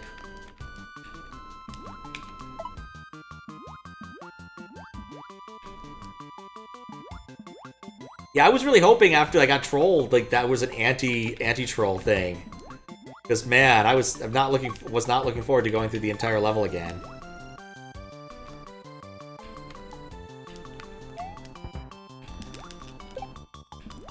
Okay, hang out in the water.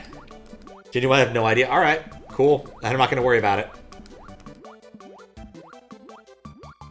If I can repro it, I could care, but if I can't repro it, then I simply can't.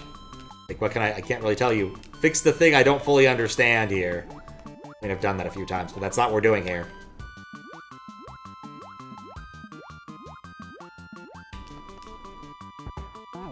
I didn't even see it!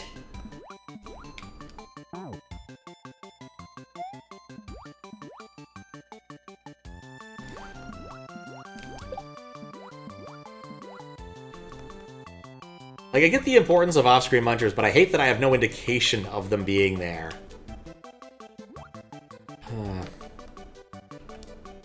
We'll just chalk it up to inaccurate emulation for the time being. That's the best I can do.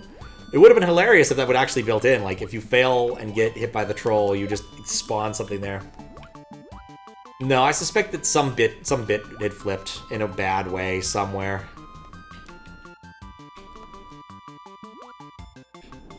It is a little disconcerting, but my SD to SNES is getting older in the tooth.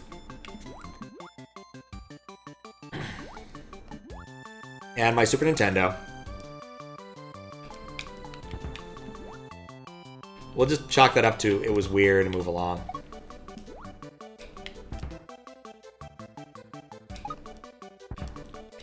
Yeah, it happened again. I don't know what to say about that, actually.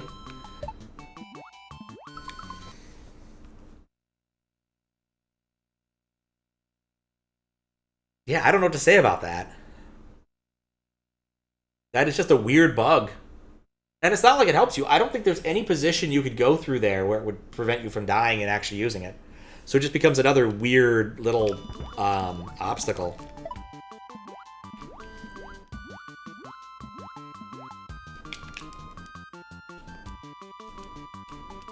Alright, now we chill. What is a shooter sprite? I don't know. You're probably asking Boosius, so I'll let Boosius answer.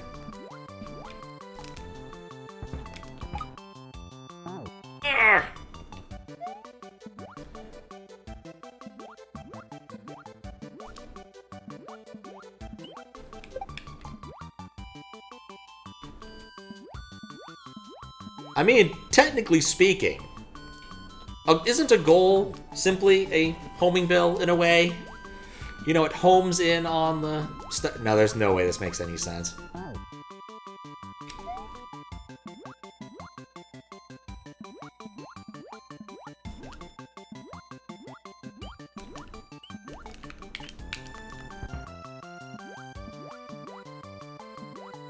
Anyway, if it is at all likely a thing, there's more likely a chance that Max knows what it is than I do.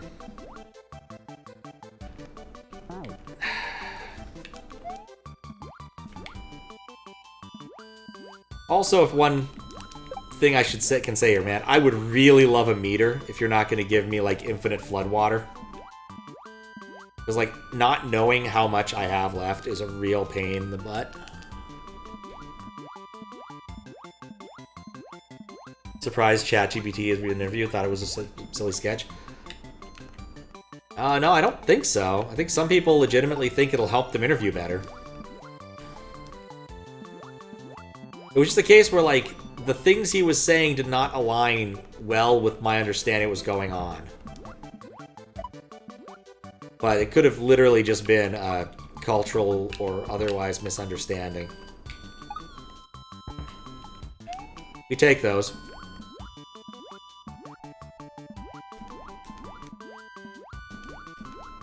I think it's happening when I'm directly above, and it procs the bullet bill timer.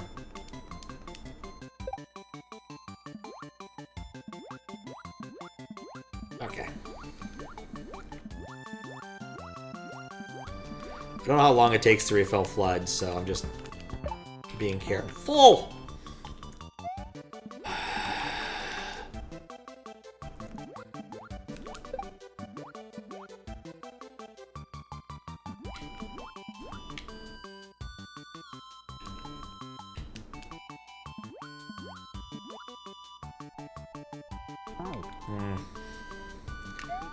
Let me put it this way, right? Is like, most people, if you have an interview with them, kind of know how the interview went ultimately.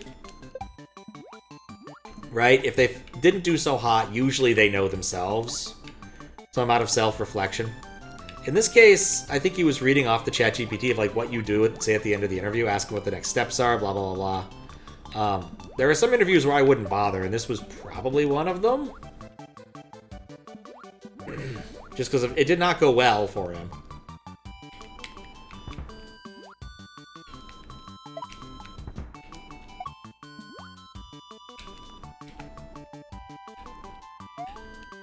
Okay, good.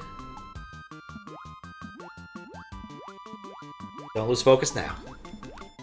In the words of the Ultimate Warrior, I need to get fucked. Which is short for focused. When you're a pro wrestler, enough time to pronounce the rest of things.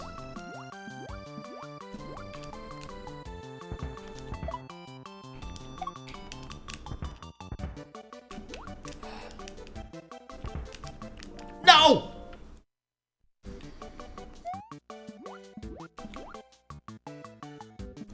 That was closer to good.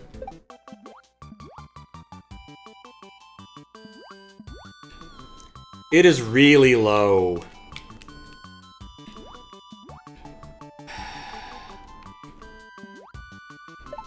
I do think this is probably the cruelest level I've faced so far, just because that ending sucks after all of this. Like, I'm spending like 2 or 3 minutes going through this. This flood flying precision isn't.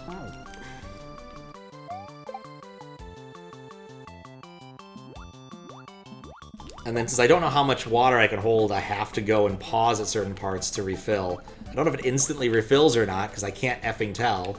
But my suspicion is it doesn't.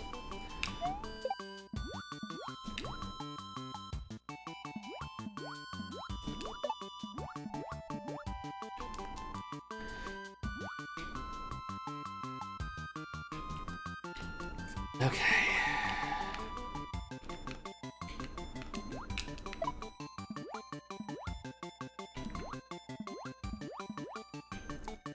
Played a Kaizo flood level. An interesting Kaizo world. There's also one in that one Super Answer Rocks. Funny enough, there's one I think in Backwards Mario. And that's one I've played and beaten.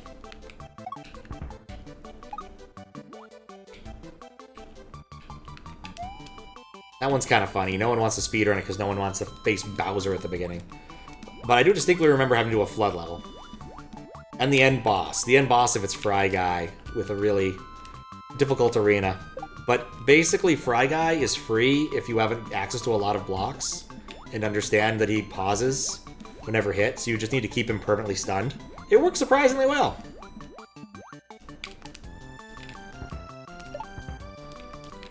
Ah!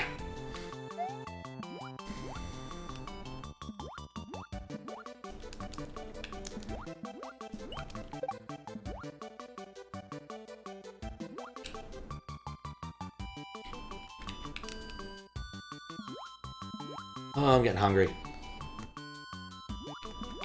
Made myself a Egg McMuffin style sandwich this morning for breakfast. That was nice. I hadn't made one in a while, so I did get things a little bit toastier than I should have. I think I can still smell it, even after I've done the dishes. Probably need to run the fan for a while or just air the whole place out. Or it might be the shirt.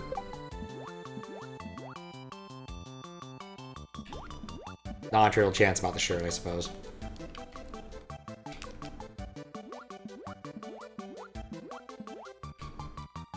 I forgot about my strats here. It's fine.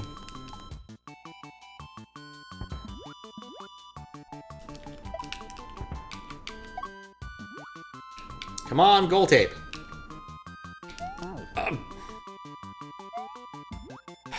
I just look at that and think, oh, I can jump it. And then I'm like, oh, right, flood.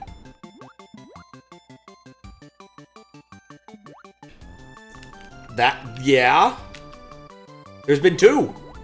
Actually, technically 3 because of the wacky inadvertent goal tape, but still.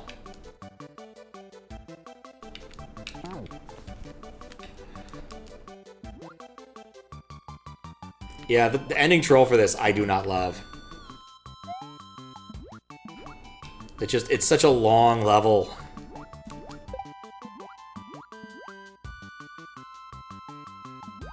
And such precision that you have to exhibit up to that point and then after that point. Because you gotta fly, like, below 2 tiles. While you're probably being chased by 2 bullet bills.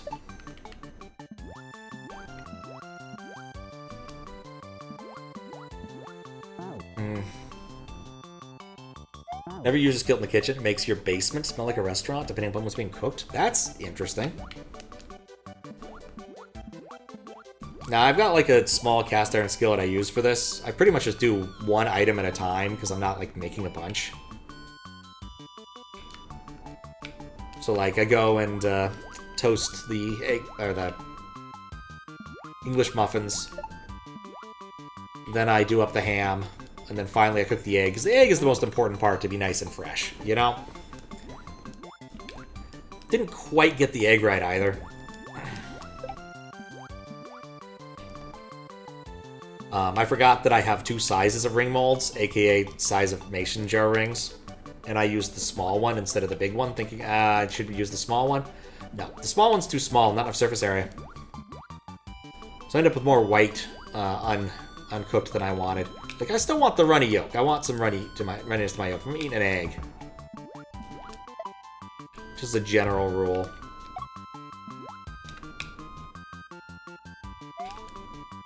Okay, back here.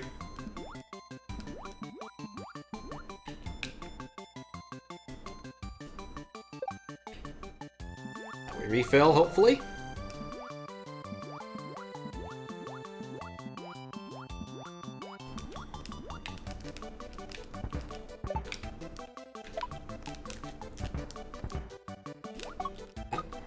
Okay, those are both off screen. Okay, one of them's off screen. Crap! Oh, no! I was like, man, I have all the time in the world to do this right if I don't die right there, and I died. I panicked when he started beeping. I should not have panicked.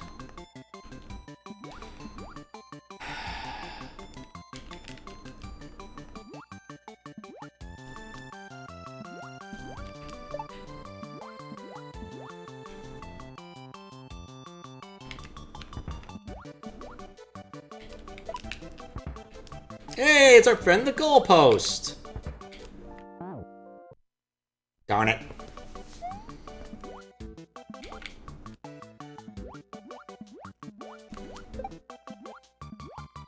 This is good. Yes, it is. I pray nobody used the flood. They're gonna get penalized for it.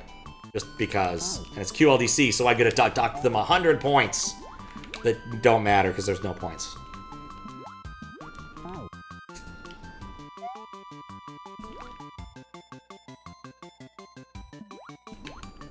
Now, I'm debating whether or not I want to do another breakfast sandwich in the morning. Or maybe go granola. Hard to say. I did get some good granola. It might depend upon what I decide to do for dinner. Like, what should I do for dinner? I mean to eat more salad in general, so maybe I'll have another salad. It's good for you.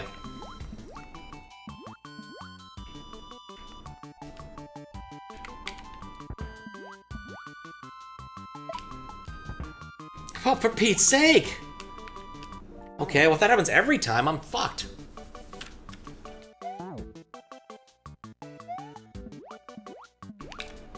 And it's happening more frequently.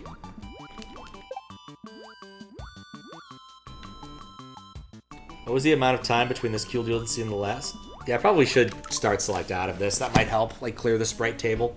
Let's go to a different level, and hopefully it'll clear the sprite table. I would say about a year. My recollection for... It's a little bit less than a year, maybe 10 months. My recollection was that I finished judging QLDC on April 1st, because I did. Because I finished writing up a bunch of notes and doing a bunch of the stuff for it on an airplane. Going to Japan on April 1st. So, how you doing, Mika?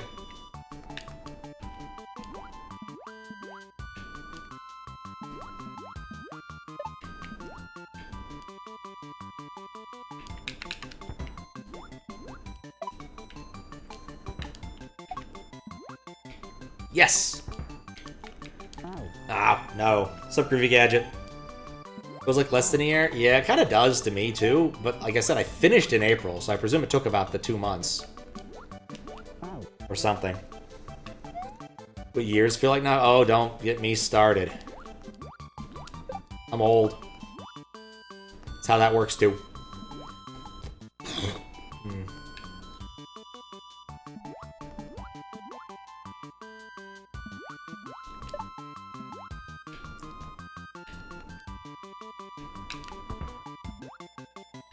Okay.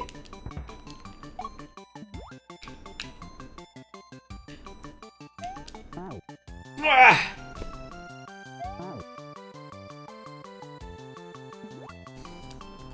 This is truly sunk cost fallacy at this point. I really should just go the fuck to bed.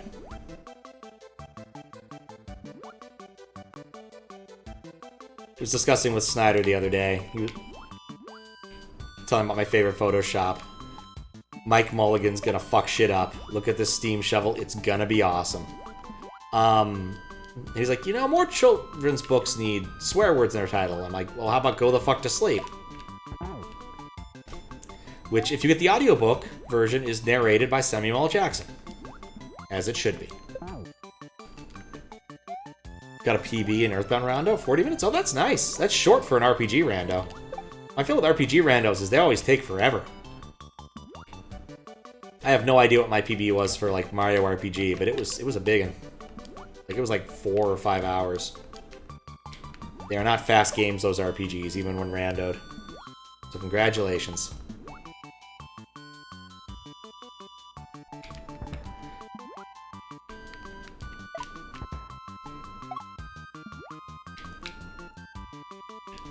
Okay, there we go.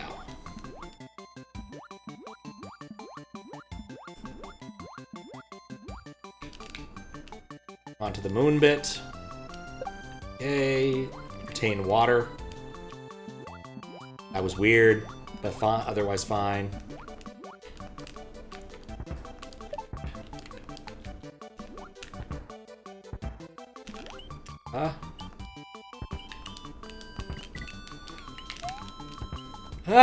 Okay.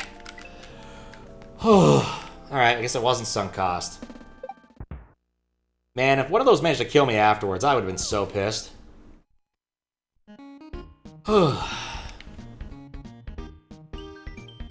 We saved.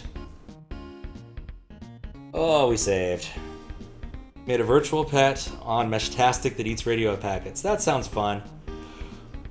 Checking in game right now for the gold tape bug. Can't replicate it. I suspect it has something to do with the old sprite slot containing a gold tape, and the more often I ran into seeing a gold tape, it just didn't want to despawn or something. There was probably something weird where it's like, because there is gold tape spawning logic where, like, if you have to spawn an up, if the gold tape will always override. So I wonder if some sort of weird interaction, but it's fixable. Just go do something else.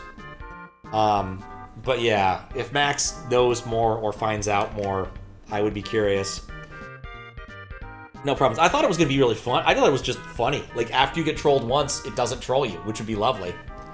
But it is what it is. Let's take a quick look at this one. I don't know if we're... Oh, God. I think I looked at this one briefly. Oh, and there's Resnor's. I don't think I'm doing this one tonight. Not after Flood. Okay. How?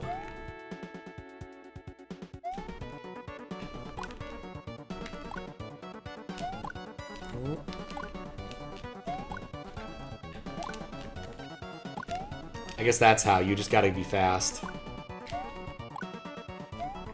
Oh. Can you jump on that? Several of these levels look questionable.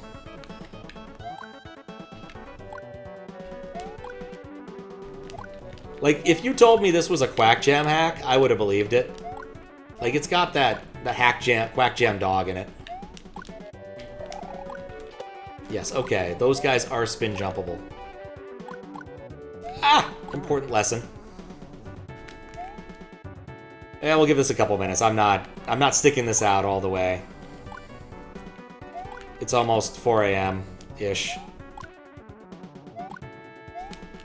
It's a 4 a.m. fish. Oh, it's 3:30. Okay, well, that's all that... No, that's not that different.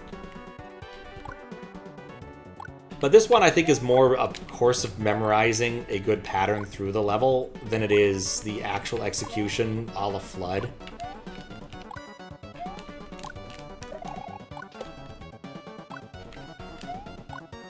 And there's at least some time where I don't have to immediately react to my favorite fishy. I just noticed the little bits of surf in the foreground. What if a witch hexed me and that was compelling me to complete the level? I don't think that happens. I think that if you have a chance to hex someone, you'd pick something better than this.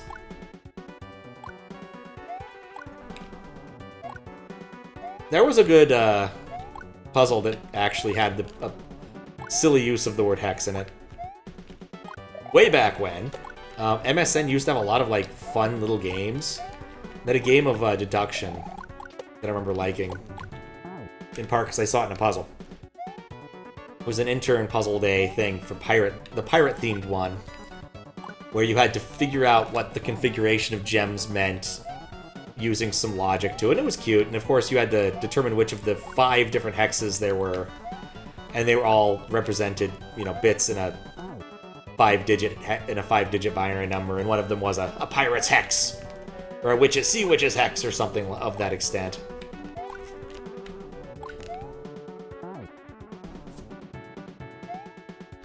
So,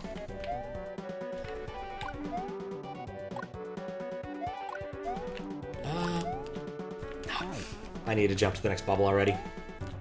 I've lost my pathing on that, which isn't great.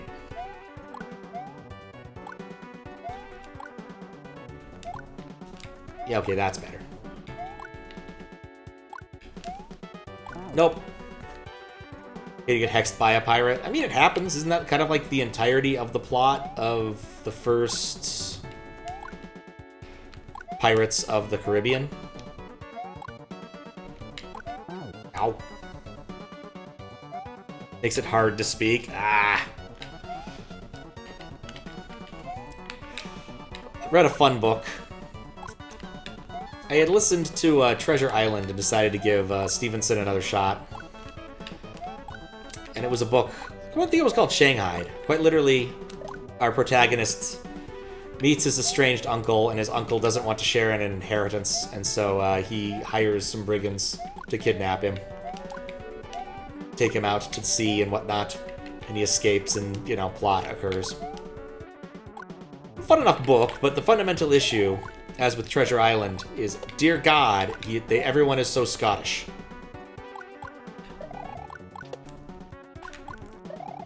To the point of unintelligible, just being completely unintelligible.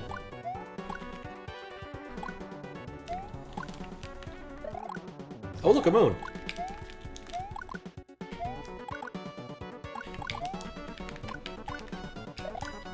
If I wanted to be playing Toho.